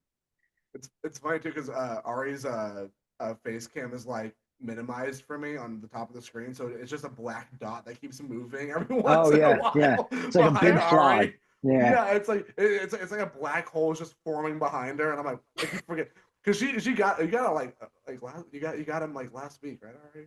Yeah, I did. He's very new. He's very so I'm like, oh shit, getting he's used there to him now. yourself. Yeah. Yeah. So it's not I'm just like, me weirded out by the bunny. Yeah, that's also cool. when you called out the bunny, I was like, our audio listeners are gonna be like, what's going on? Yeah. Wait, we got Because to do that like the alternate for the image. Everyone, there's a black bunny on the end of the bed.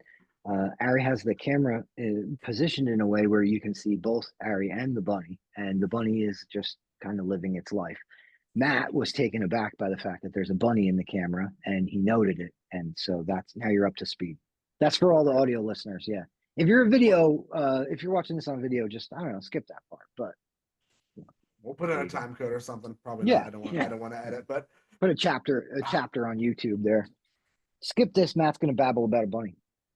I feel like I didn't answer any of your questions. I apologize for that. No, you have. Trust me, you showed up prepared, and I was just like blah blah blah blah blah. Oh, trust me. No, we are always like scrambling. Like even like last minute, we're always like, "What's a good question to ask?" I don't want. Yeah. I'm always like, texting each other before the show.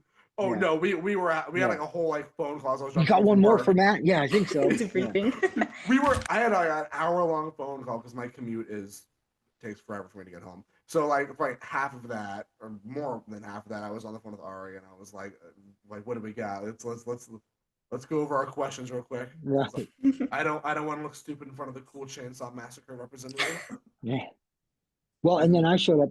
I don't know if you guys have noticed all of this, but speaking about what's in the background, that's my daughter just drawing, and she draws and colors things, and then she brings it to me and she goes, "Daddy's office," and it's like if it passes the sniff test, and I don't ever tell her no, so I'm just like, yeah, all right, come on, bring it in Dad's office, but it's getting ridiculous. They're wallpapering the one whole wall of my office.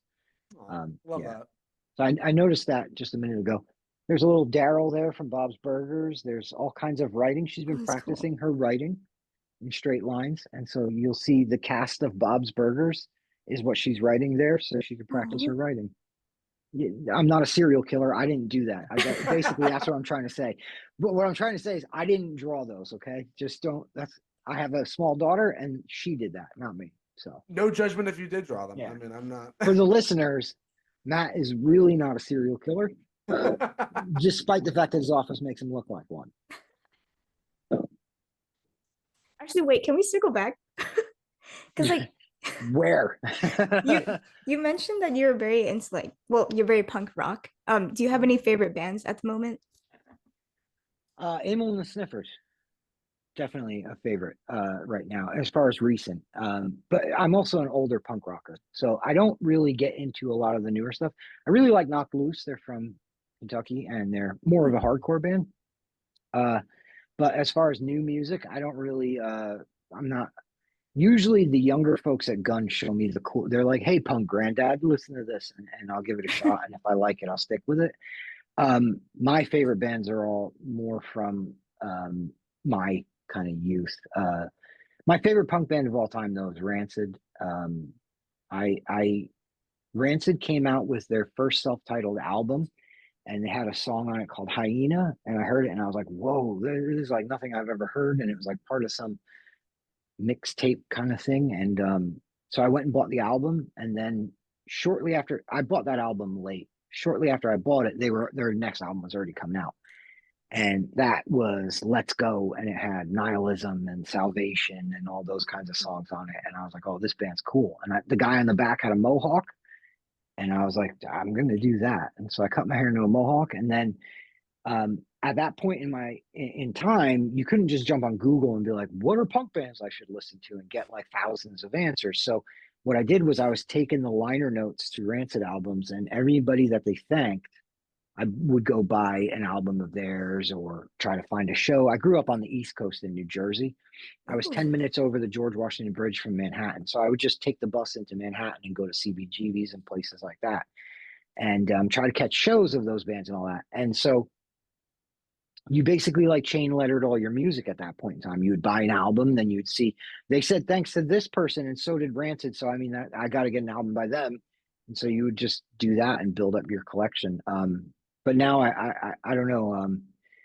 I listen to a lot of Crass, which was not a band from my youth. They were before. I'm not that old, is what I'm trying to say. Like, I'm old, don't get me wrong, but I'm not that fucking old where like I wasn't like Crass in the club, but I listen to a lot of an anarchist band called Crass. And wow, dude, I need to like whittle when I do a podcast or something. Like in my day, because I'm really sounding like a rambly old man. But here's a fun fact about Crass. The members of Crass were in an anarcho-punk collective They would like make their own food and clothes and shit. They were way out there crazy, right? Awesome, but they were crazy. And so there was like, I don't know, at any point in time there was like 9 members of Crass because they would all guest on different songs and sing a track or two and whatever and like that. Um, some of the members from Crass became Chumbawamba, Really? which is the I Get Knocked Out guys. Like that song and Crass is nothing alike. But some of the members of Crass became Chumbawamba, which uh, is having a moment right now because Chumbawamba also has anarcho punk songs. Like everybody knows the dumb radio song that's like, "I got knocked out" and drinking drinks and stuff. But they have like legitimate protest songs about anti-fascism and anti-racism and all these great things. And people on Instagram now are like, "Did you know that Chumbawamba also?" And I'm like, these people's minds are blown by like a Chumbawamba anarcho punk song. And if they only knew that those people were the crazy people from Crass, it would totally melt their brains. But yeah, Crass is one I listen to a lot, and I listen to it a lot lately, just because I feel like I don't know, the times are calling for it. I also love Black Flag. I'm Henry Rollins is my hero, and so I love Black Flag, Henry Rollins, Black Flag. Yeah. Why? What are you into punk music at all? Yeah, I like punk and like rock. I mostly like the punk mentality because like I Yeah, do think like conformity is like ridiculous. You know what I mean? yeah. Yeah. Well, and the nice thing about the real punk rockers, not the back in the day, a lot of like in the 90s in New York, a lot of people wanted to try to grade other punk rockers on whether or not they were, and it's like you guys are all missing the Right. point, right? But like the true punk rockers, they're everywhere, and I say that because like they don't even know it. They're just doing their own thing. David Lynch, Henry Rollins, whether he was in Black Flag or not, was always going to be somebody I considered a punk rocker. They're everywhere. There's this guy. I can't remember his first name now. I came across him on Instagram. He does almost like Dylan-esque folk music. Hmm. It's something Wells. His last name is Wells, Welles. And so his Instagram account is Wells Music. That dude is a fucking punk rocker because he's writing protest songs now in this modern day. Yeah, they're folk songs. It does. I don't care. Like it's not about a sound. It's like you said. It's the approach to things. That dude Wells, he's punk as fuck. And so like yeah, there was like a definite point. Like as a young kid, I was like, this is what I have to do to be a punk. And then I got to a certain age, and I was like, no, I'm off the mark. I just got to do me, and it Exactly. unlocked so much for me in like kind of how I am. And I still, it sounds corny, but there's still things where like I'm a firm believer. Never mind scenes that you're into or music that you listen to.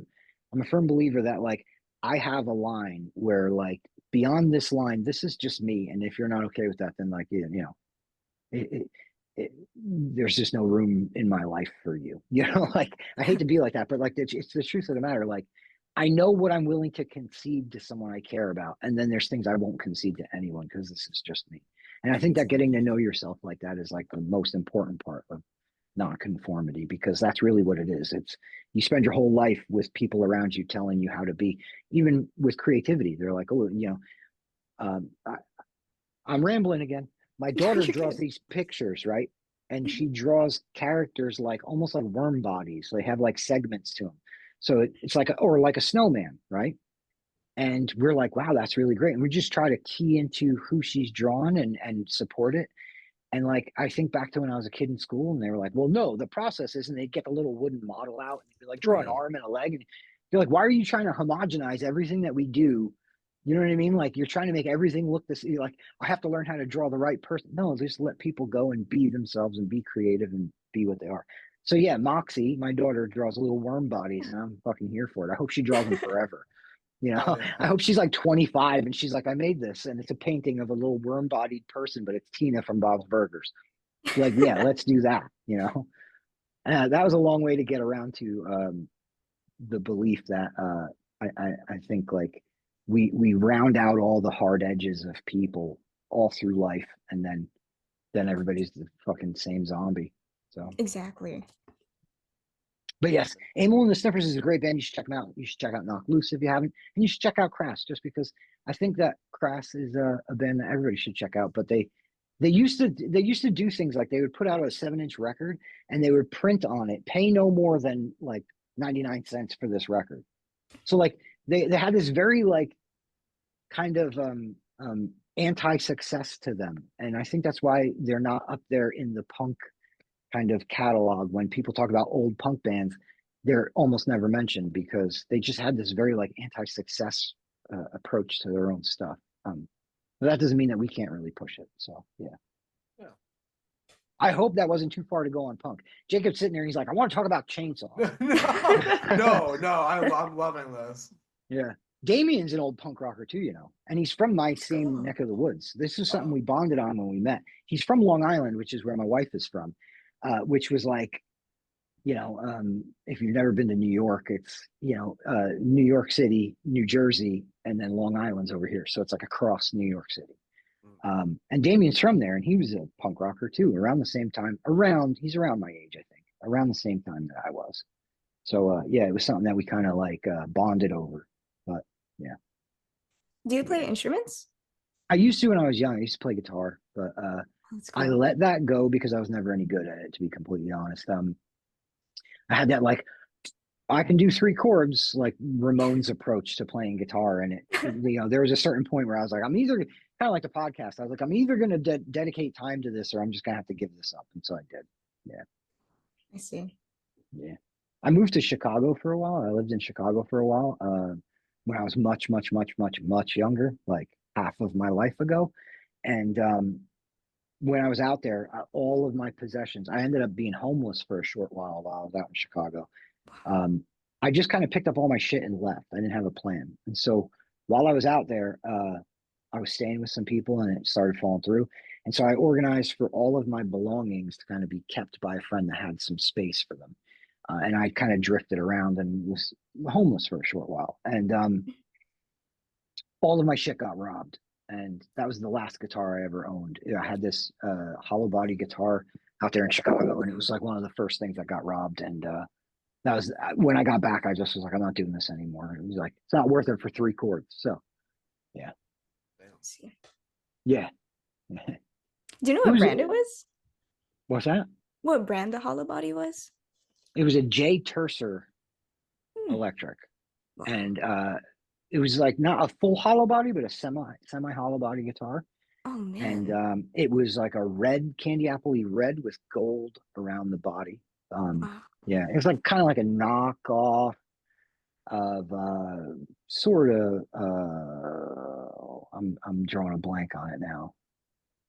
I want to say it's with an H, hollow body guitar that Tim Armstrong plays. Anyway, I forget now, but it was a knockoff, not really a knockoff, more like a custom. They called it a custom guitar, but it was like, yeah, a custom guitar only matters if you know the name of the guy whose custom guitar it is, and nobody knows who Jay Tercer is. So it was like not really a knockoff, but a knockoff. You know? It was a good guitar though, man. It had a good sound to it. Yeah, as long as you can play, right? Yeah, well, Right. yeah, that's the most important. It had all 6 strings and 2 pickups, and yeah, it was good in that respect. That's all you need, honestly. Yeah. So now that we're talking about guitars on the horror podcast, what's the where we go from here? How do we segue that back to chainsaws? Right. Sorry. Honestly, I wish I had a clever segue. I don't. But Yeah. If you had a question though, if you had a question that you've been waiting to ask, I don't want to not answer it. I kind of just I had two kind of like finishing questions. One Sure. about kind of the closing of the chapter on Chainsaw, and one about the future with a gun media and Ilphonic. Yeah. So with the announcement back in May that there will be no more updates to Texas Chainsaw. I'm curious because I noticed a lot of people were wondering how the team came to that decision. Yeah. A lot of fans were wondering, what, like, if there could be anything else done with the game content, especially with such a what's the word I'm looking for? Such a a grand landscape y'all built out Yeah. for the setting and for the characters. If you could shed some light on how y'all reached that decision, and if there was anything else that was in the works that maybe kind of was put aside and what led to the closing of the game. Well, that kind of thing's always tricky to talk about because Right. here's the thing: no matter how embedded or regardless of my role, those aren't like single department decisions. And to say departments at a place like Gun is silly, but I say it that way because it would be in a bigger company, departments. Maybe at Gun's individual people, but there's too many different elements in there. What I can say is it's not just a decision of is there anything else to make. I mean, I feel like we're creative over at Gun. We created the victims, people love them. We started with a Colonel, but created Sissy, created Johnny from nowhere. We made those things, and yeah, by that logic, we could go forever and add things to Texas Chainsaw Massacre.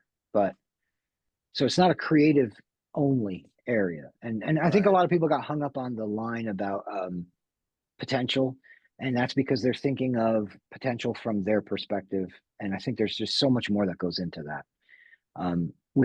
There's financial business, there's resources, allocation of the people at the studio, what we're doing, what we're working on next. There's what content's left to make, where we're at in terms of how much more we can pack into the game without any kind of technical issues and this and that.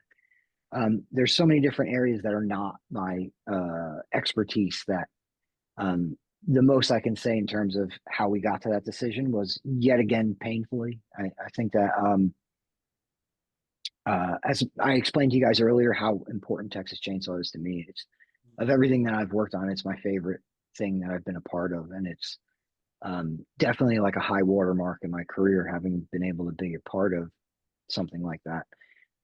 So I don't want to see it go away, but by the same note, I also don't want to see it not, I don't want to see it on life support either or anything. So Right.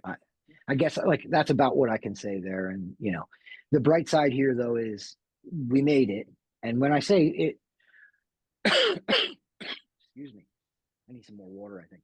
When I say it, we made it, I know that's not the end all be all, and there's roadmaps of content and everything that people want. But one of the things I always go back to is what we shipped with, what we put out at ship was the pure core vision for what we wanted to do with Texas. And one of the things of the messaging around that content situation that some people really got sort of hung up on was like it's reached its creative end or something like that was the phrasing. And I think it's because people don't realize that like we told a story that we wanted to tell there. We created this thing with the original slate at launch. We expanded on it in interesting ways with Maria being discovered in the basement, Virginia's character, all that kind of stuff. So I'm not trying to say we didn't add to it in meaningful ways, but that creative core vision was what we shipped, and I'm really proud of that. And so everything that you do after that in terms of content is you're adding to it in areas that are safe and trying to manage in ways that don't jeopardize the core of what you made, and you start getting out here. Some games are structured to get out here real easily. Right. Dead by Daylight is one of them, and that's no shade or anything. It's just me saying the way Dead by Daylight is structured, where like, hey, Freddy can exist in this world, Michael can exist in this world. It's structured to go wide, and our games aren't usually structured that way. We're structured more toward, like I was saying earlier, like I've been saying all through this podcast, cinematic experiences, authentic to things, and so we're not structured for that kind of width. And so, yeah, I think the creative vision that we had for it, we reached and realized. And I think that doesn't mean we couldn't keep adding to it, but it's more a statement about we're okay with stopping there because there's not a thing that we're like, well, we never made that happen, So No, I mean, yeah. the First stake off, is there. We could have added some more sides, I guess is what I'm trying to say. No, for sure. And I mean, first off, I appreciate the hell out of that answer. I mean, Yeah. you It know, bums me out talking about the end of Texas. oh yeah, no, and when I was going into that question, I don't mean to come off, and I hope I don't Not come at off all. in a way where Yeah. I'm like grilling you on No, not at like all. Yeah. no, because I mean, I definitely see what you're saying about reaching a creative you know a satisfactory point creatively, and I totally End is understand probably that. the wrong word. And I think that's probably where people got a little, I think end is the wrong word there because I think that Right, that made people go like, you mean you have nothing else creative? And that's not what I'm trying to say. right, Listen, you know, back the money truck up and we'll keep making things. We could, like I said, there we were adding characters that we were making, and I don't ever feel like Gun lacks creativity. We design these games. We handle creative on a gun game. Now, again, Halloween is an Ilphonic game we're helping out with, but on a gun game, we handle the creative side of everything, of every aspect of it. So I don't ever have doubts for Gun in those departments. I know that what we can do, and hey, the people that mad at us fell in love with the thing we made, so obviously we're decent at making this thing, right? Like there's some logic there, right? right. Um, but you do hit a certain point where it's like every other element that I was talking about gets to the table, and you go like, well, we need to stay open and do the next thing. We got to keep making these cool ass games. So yeah, Oh yeah, absolutely. And I mean, like again, I take the kind of don't cry because it's over, smile because it happened approach. Because when you said like we got there, it's like yeah, that's a really good point because the Texas Chainsaw Massacre video game. First of all, I never thought we'd get something like this yeah, because when I think of like horror movies that are primed for a video game, oddly enough, as much as I like the original Chainsaw Massacre is my number one movie of all time, it oddly wasn't ever the first that came to mind on like what would work adapting into a video game. I've always thought like, oh, Freddy with all his kind of fantastical yeah, powers, or the Friday the 13th game. But the fact that we have the Chainsaw Massacre game and it was as well made as it was, like y'all's pinpoint accuracy for you know squeezing that right into the story of the original, and while yeah. still writing great original characters and expanding on the family, something I've personally have always wanted to see. I mean, it is a feat for Gunn, and I think it's great to acknowledge that, and it makes me excited for the next Gunn project because, like, Mm. again, y'all's clear love for these projects is, I mean, it's so abundantly obvious that y'all have this love Yeah, for the genre, for the franchises, and that makes me excited for what y'all are gonna do next. And yeah, again, like as unfortunate as it is, like yeah, it would be cool to see more in that Chainsaw Massacre world. I think also like I do see your point of you mentioned not wanting to be on life support because you do yeah, see both games and movies. Like there's always been points where you're like they should have wrapped it yeah, up five yeah. years ago. Like Right. you see That movie movie, that franchises. that franchise is in hospice care, and you're like, Yeah, yeah, no, and with games too, you're like, do we really need another one of these yeah, into yeah. this 5 years ago? And again, with movies, like, so I certainly see your point on that, and I'm inclined to agree on that. Like when you've reached this status with Chainsaw Massacre, where it is such a great um adaptation of the film and such a great feat of horror game design. Like I definitely see your point on wanting to kind of leave it as a benchmark for the company and just for the And culture of horror games. for the sake of it too, um, for anybody listening to this that right now is going to be like, Matt said they left it. That's not what I'm saying. I'm not saying that at all. I'm saying that of the 19 different elements that work their way into it, you get to that point when you go, we creatively did what we want to do. We should call this content complete and start working on the next thing. The only thing that makes it uh, um, that's going to make it easier to swallow for the fans who are upset is going to be seeing the next things that we do. And I'm confident in Gun that we can keep delivering and keep doing what we're doing. And yeah, your next work is the one that everybody will be talking about, and we just have to keep hammering fucking awesome games. In my opinion, my humble opinion, they're pretty rad. Listen, this many people don't talk about it, get upset about it, get happy about it, enjoy it, play it, whatever, without them being something, and that spreads across so many different layers to this. The layer we've just been discussing pretty thoroughly, as well as um, all of the other elements of keeping a game running and keeping a game running at a bar that you feel it should be at. And so Right. that's And all I I got think there. again, like keeping it at that bar, I agree is a very important kind of asterisk there. Is like you got Yeah, to keep it in good condition because again, there's plenty of games where it's like there's yeah, bugs, there's server issues, there's clearly not creatively motivated, additional content, and it does make you as a player of the game question like, do we really need to keep doing this? So I definitely see that aspect as well with going into the next chapter. And yeah, I mean especially after, because I loved Friday the 13th, but I mean after Chainsaw Massacre I am very excited for the future of Gun, yeah. which I could make a segue into that. That's one I can make a segue into. But the Yeah. future of Gun.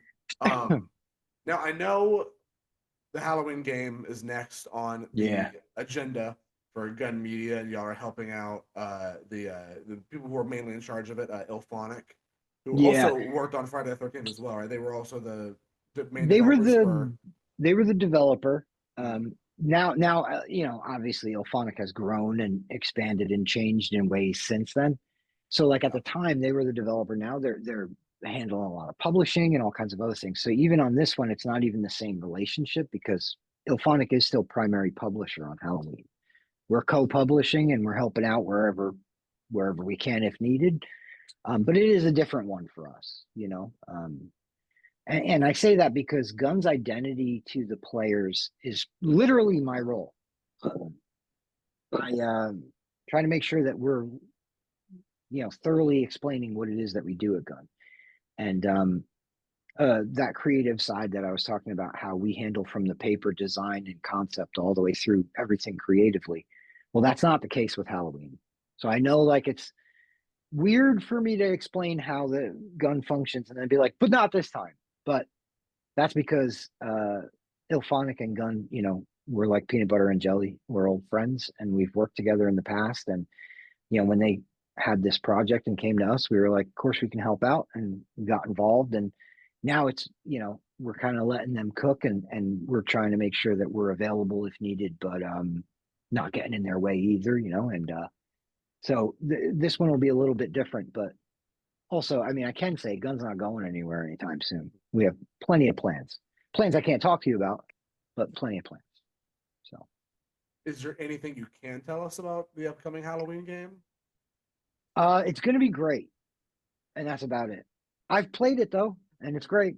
So, yeah. Love it. I'm excited. I think that I think the one thing that I could say is they're definitely they're working really hard to hit the boxes that I think a lot of fans expect to see.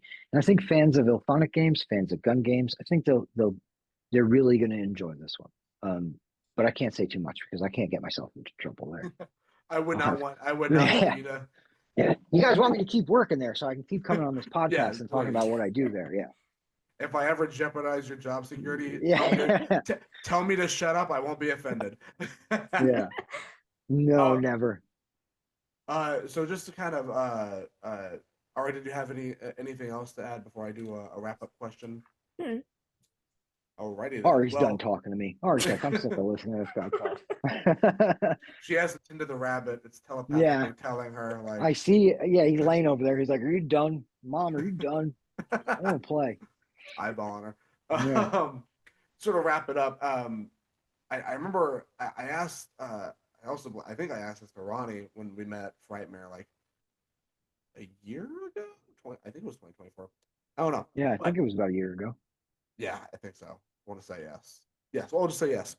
So when I talked to Ronnie at Texas Frightmare, I asked him during a Q&A, what game he most wants to what horror movie he most wants to adapt into a video game.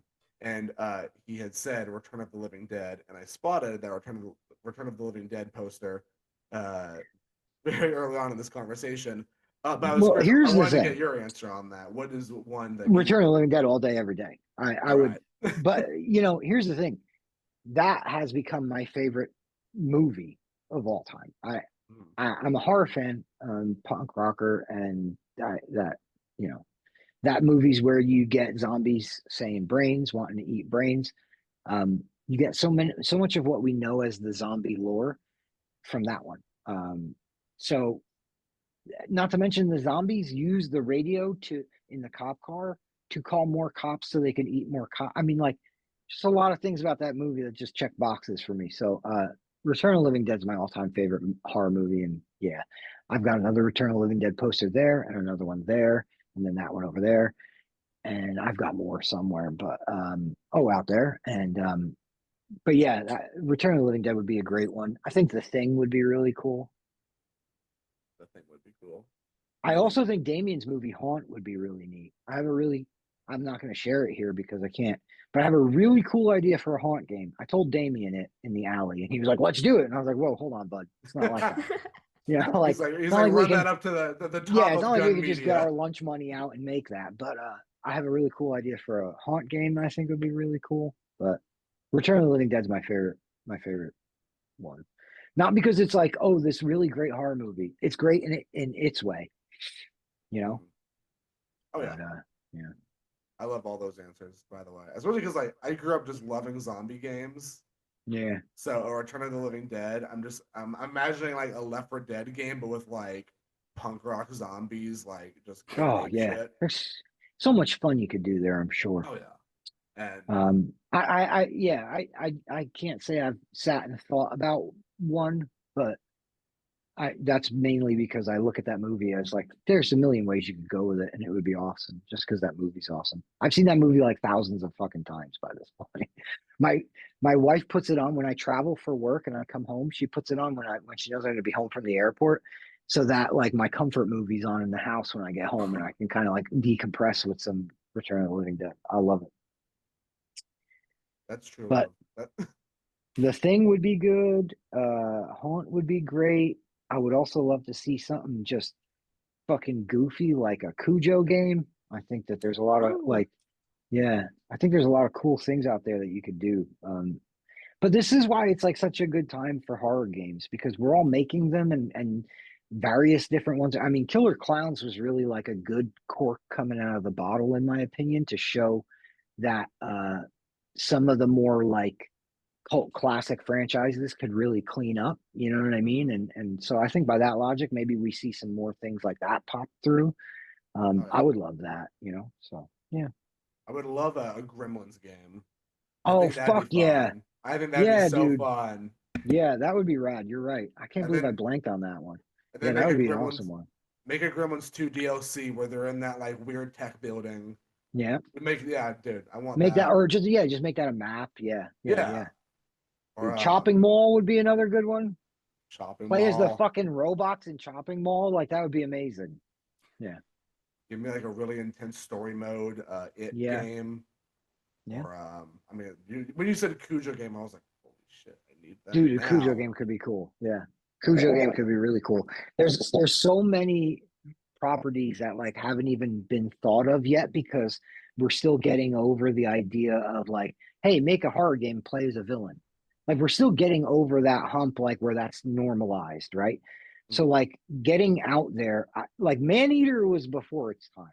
Maneater needs to make a comeback. I don't know. They got to resurrect that thing. Games that are getting further out there that were into the periphery of like for a while we didn't think even this would happen. Now we're like tinkering around over here with weird shit. Hellraiser game coming up that is a single player, but like that's Yeah, another one that like that franchise. I don't know. I think a lot of people would have shied away from because it is it goes very far in some directions, and so I think that's really cool that we're seeing that get made. Yeah, me too. I'm excited. I'm excited for the Hellraiser game. I've I'm just a only dumb fan of horror, so all of same. it. Oh yeah, Yeah, no, I'm a total like just feed it yeah, to me, whatever it is, I'll take yeah. it. Yeah. I feel like some horror fans will crucify me for this, but I've only seen the original Hellraiser, and I saw the remake as well, but I've only seen those Yeah. two. I haven't seen any of the sequels, but it's on the The list. sequels, yeah, some of them are pretty. Honestly, Scott Derrickson, the director of Sinister and Black Phone, did a Love Scott Hellraiser Derrickson. sequel He called did. Inferno, and it's actually really fucking cool. It's a little. Don't get me wrong. It's not. It's not Hellraiser 1 cool. It's kind of a victim of the budget and things too, I'm sure. But you can see glimmers in there that I would attribute to Derrickson being just awesome at what he does. And I really like it. It's called Inferno. It's one of my favorite of the later sequels, and there's not a lot to really pick from in there. But I also really enjoyed the 2022 Hulu one. I thought that was phenomenal.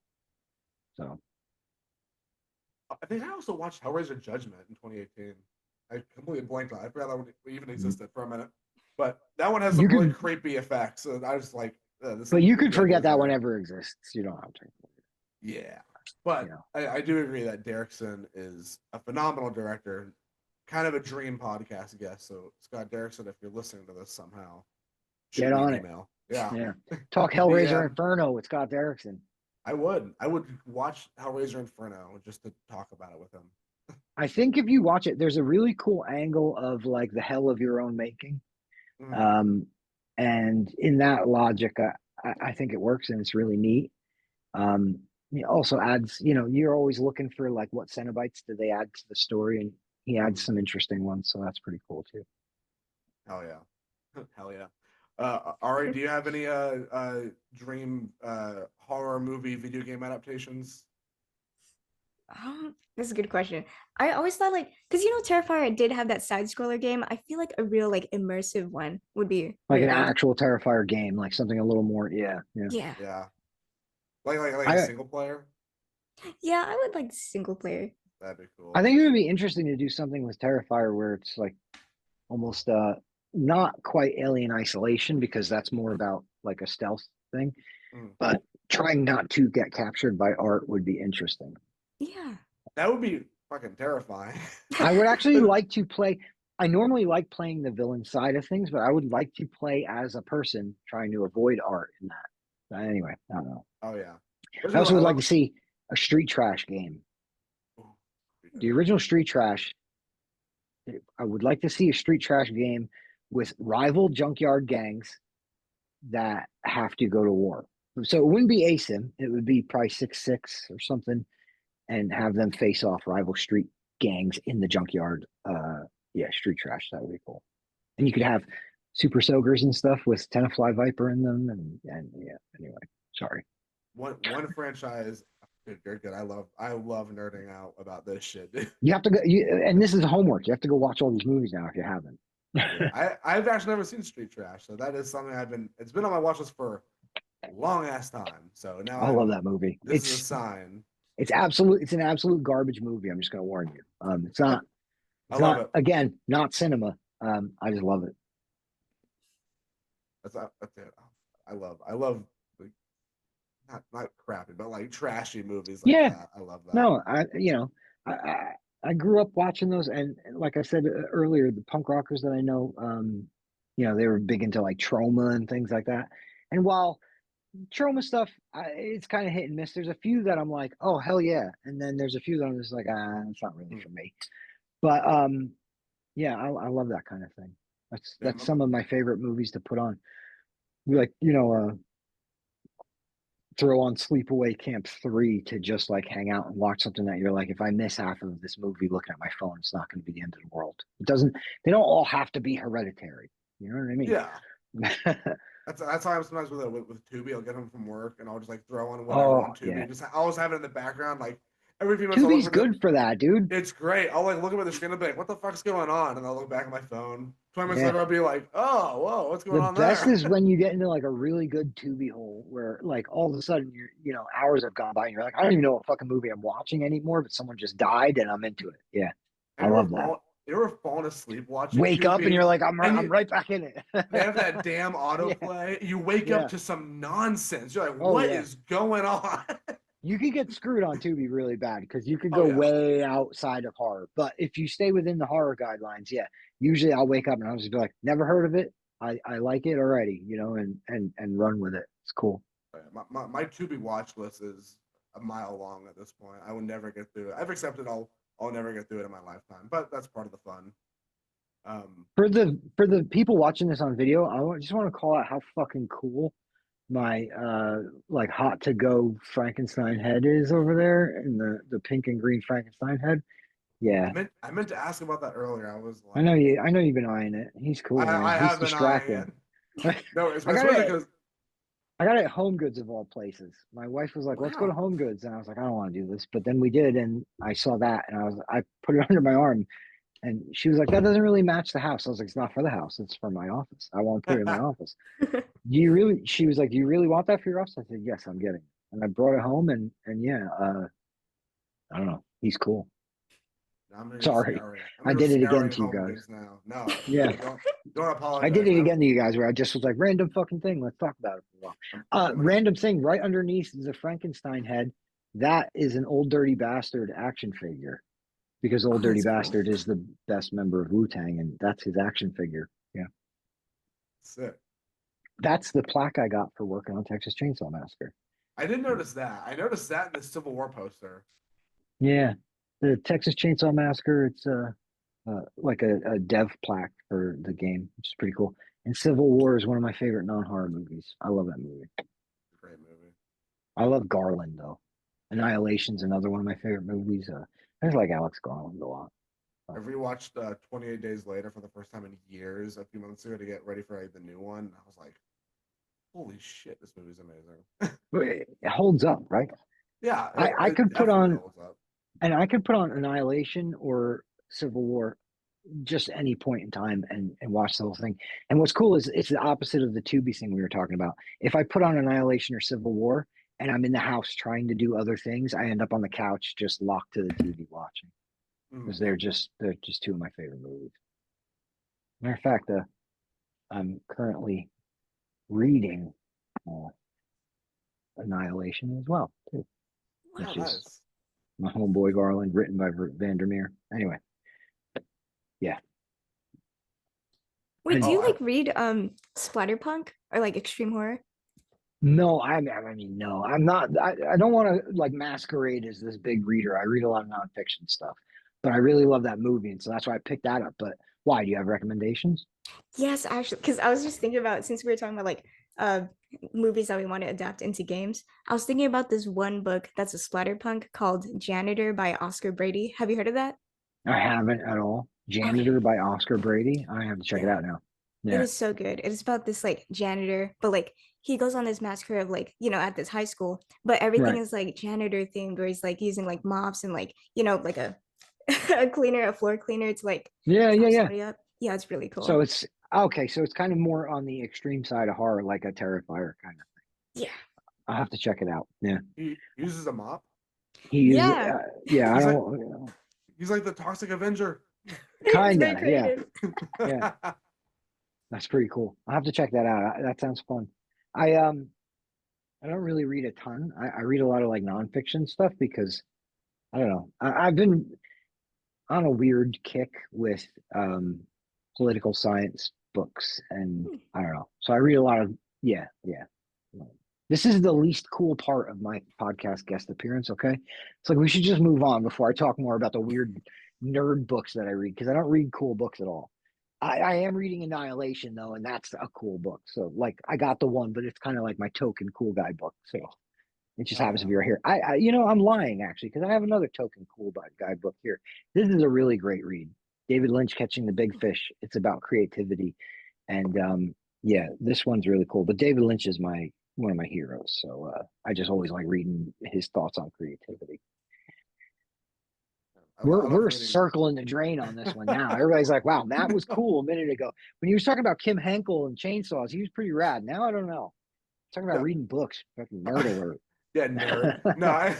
No, talking about David Lynch makes you instantly cool. I Like love David no Lynch. contest. I love I David Lynch. I love I, David Lynch. Yeah. I still need to watch more of his movies because I remember like uh I hadn't watched many of his films, and then he passed earlier this year, and I was like, I really need to, because I had known about his work and his influence, and I watched a lot of interviews about his creative process, but I never actually Yeah. sat down and watched a lot of his, work.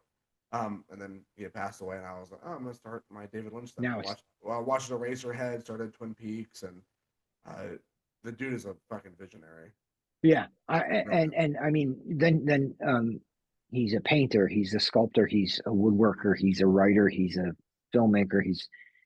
He's just one of those people that's just like pure creative energy, and I just yeah. I don't know. I I'm a huge David Lynch fan. So have you seen Mulholland Drive? Not yet. That's been on my. I've been waiting for a good time to watch. I've been wanting to watch Dude, it. I feel like David Lynch has a lot of great stuff, and Twin Peaks is awesome, right? But like Mulholland Drive is just this kind of I don't know, like magnum opus kind of work of his that I just love it so much. I think it's amazing.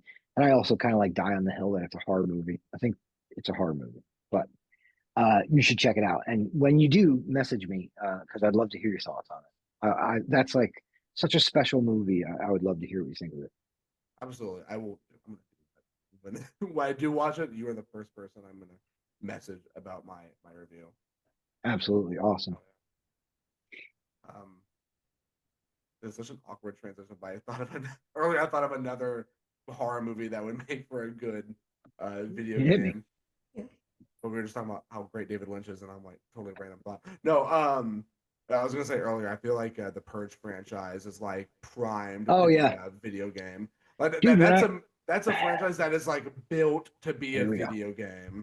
Everybody get comfortable. We got another hour of this. Yeah. When I was working on Rainbow Six, I was telling them at Rainbow Six, I was like, we need to make an attack and defend game that's based on the Purge. And so what it is you have the siren go off, right? And when you hear the Purge siren, well, you no, before the siren. Okay, so you have people who are going to set up. They want to survive the night, and then you have the people who are planning on purging. They can't do anything in this phase, right? So the people who want to survive the night, they have to go and find their place that they think they're going to hole up in and do their thing. And then the siren goes off, and when it does, it lets the people who are purging loose. So it's basically attack and defend like Rainbow Six, but instead of having a prep phase, you have like your prep phases. You're getting ready to barricade for the evening, and then the purge horn goes off. The the wackos that want to purge come out. Once they come out, they can attack the strongholds that players have set up everywhere. And so it's kind of an asim in the respect that you got to survive the night and defend your space. And if you're on the purging side, you have to get into their space and wipe them out. And I've said that for years now that would make an amazing game. So, I Jake, need let's get that. our money together. Yes. Let's put our $10 in, and I don't know if you maybe the bunny's got some cash, and let's get this thing made. You know? shake, shake him down. We need to make this Yeah, happen. shake him down. Yeah. I know you got $1, bunny. Oh, I love the Purge franchise. I love Yeah. them. Oh, I love that franchise because like the original is cool, but like I love how batshit the sequels can be.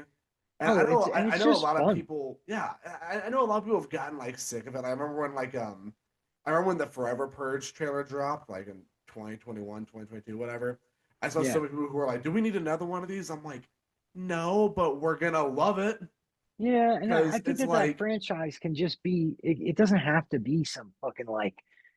You know, I think the concept's easy enough where it's like just do it another is. one. Like where You can it just makes for a fun Halloween like popcorn movie. You know? there's a million directions you could go with the Purge franchise. Yeah. Like I've always had an idea for a Purge movie where it takes place in a prison. Yeah. You know, like the rules of all crime is legal. How does that work in a penitentiary? Like, what does So like that all look the like? guards go home and they're just like, fuck it, Yeah, you know, fend for are yourself. Yeah. they allowed to Like just still? lock the door with a mess Yeah, inside. Yeah. like are they allowed to keep them there if all crime is legal? Are they allowed to be incarcerated? Like I've always like like, there's so many like questions and concepts you have with the Purge. The Purge was also one of the best Halloween Horror Nights uh, events I went to because they didn't have a house for Purge. Mm. Because obviously that wouldn't really make a ton of sense. It was just everywhere in Universal Studios was set up like it was a purge.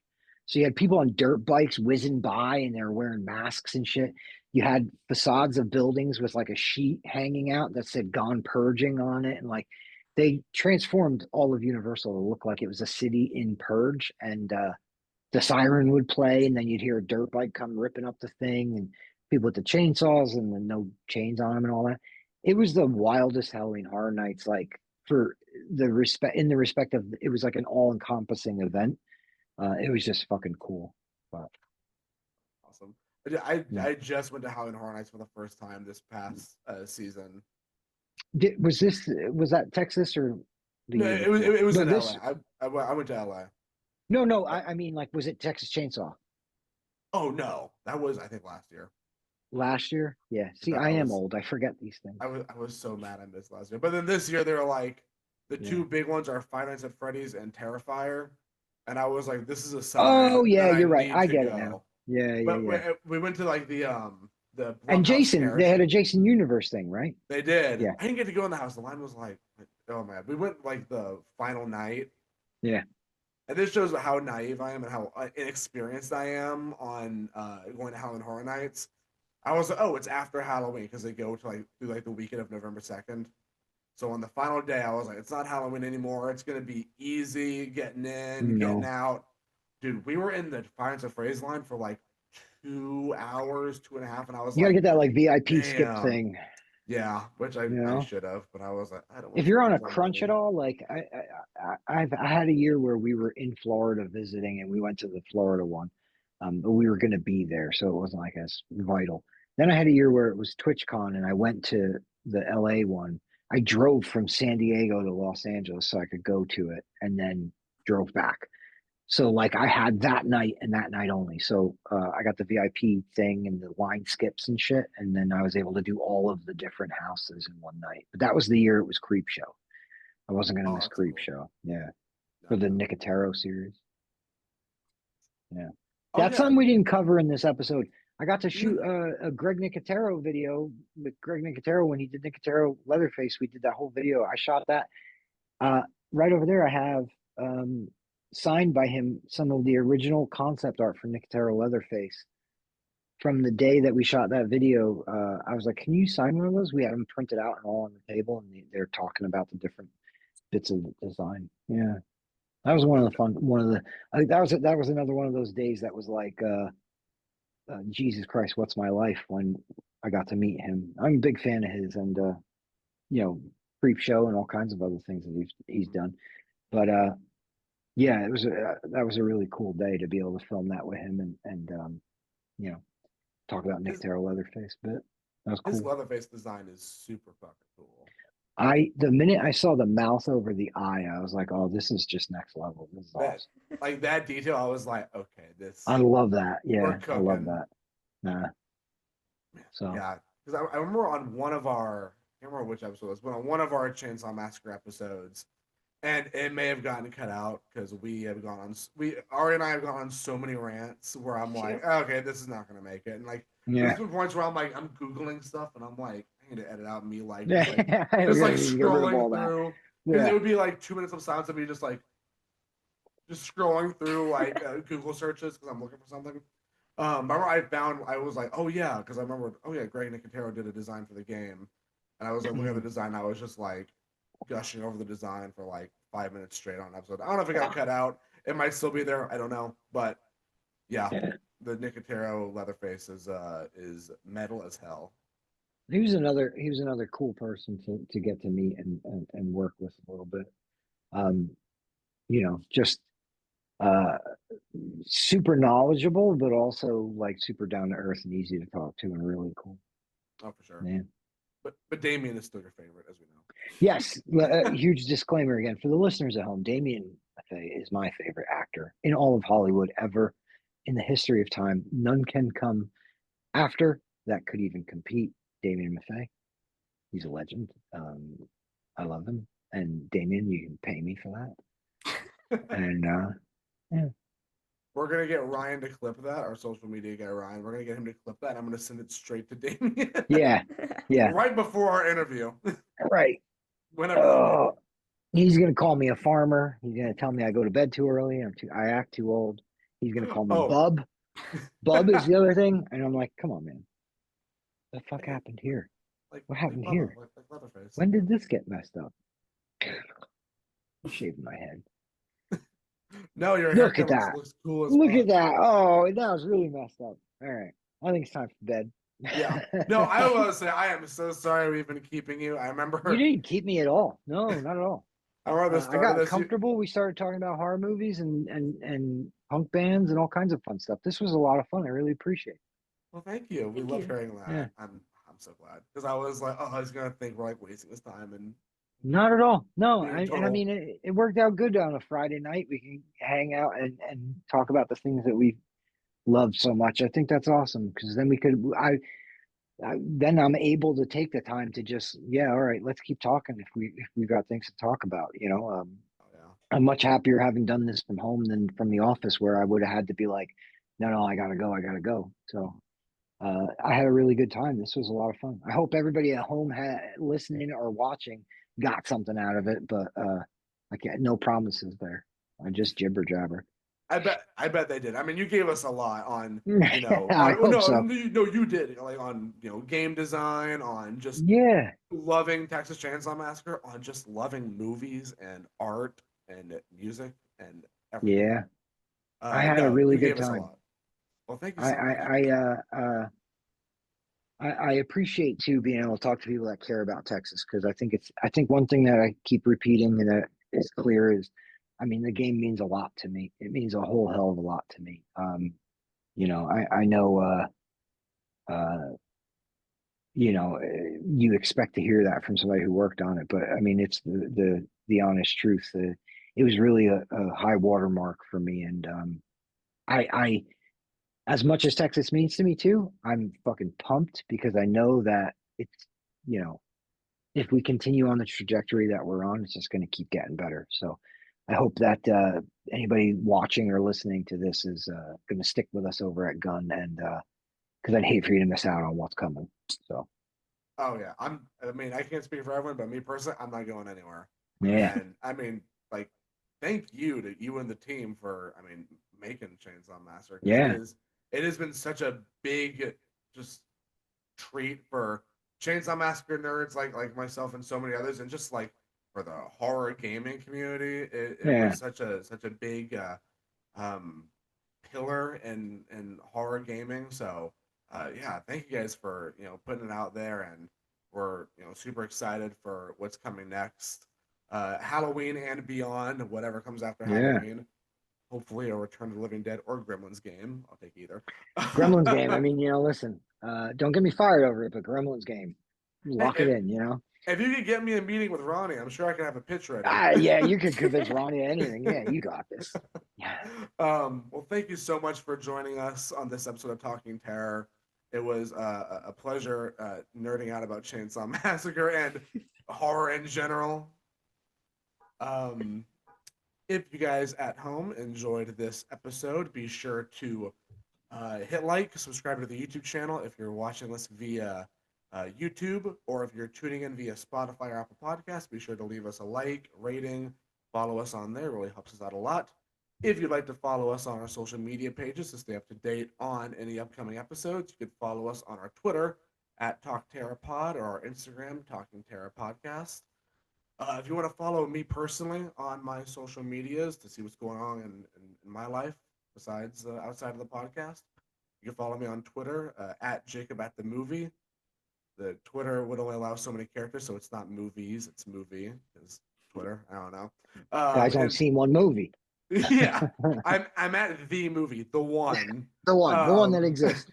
the one singular movie. And my Instagram is Jacob the Harper. And Ari, your socials? Yeah, of course. My Instagram is little with two e's dot imp, and then on TikTok it is dot little underscore imp. And Matt, do you have any socials you want to shout out or any such things? Come hang out with me on Instagram. I take pictures of shit, and sometimes I share some things from the office and from the games that we work on, and sometimes I just share pictures of trash cans that I think look cool. But I take a lot of photos, and so yeah, come follow me at Matt Szep on Instagram. Well, awesome. Thank you so much again for joining us for this episode. Thank you. Thank you for having me, and let's do it again sometime. Let's figure out. Maybe when you watch Mulholland Drive, I'll come back and we'll talk all about how it's really a horror movie disguised as a drama. That sounds like a plan. You are welcome anytime at Talking Terror HQ. Thank you, guys. I appreciate you.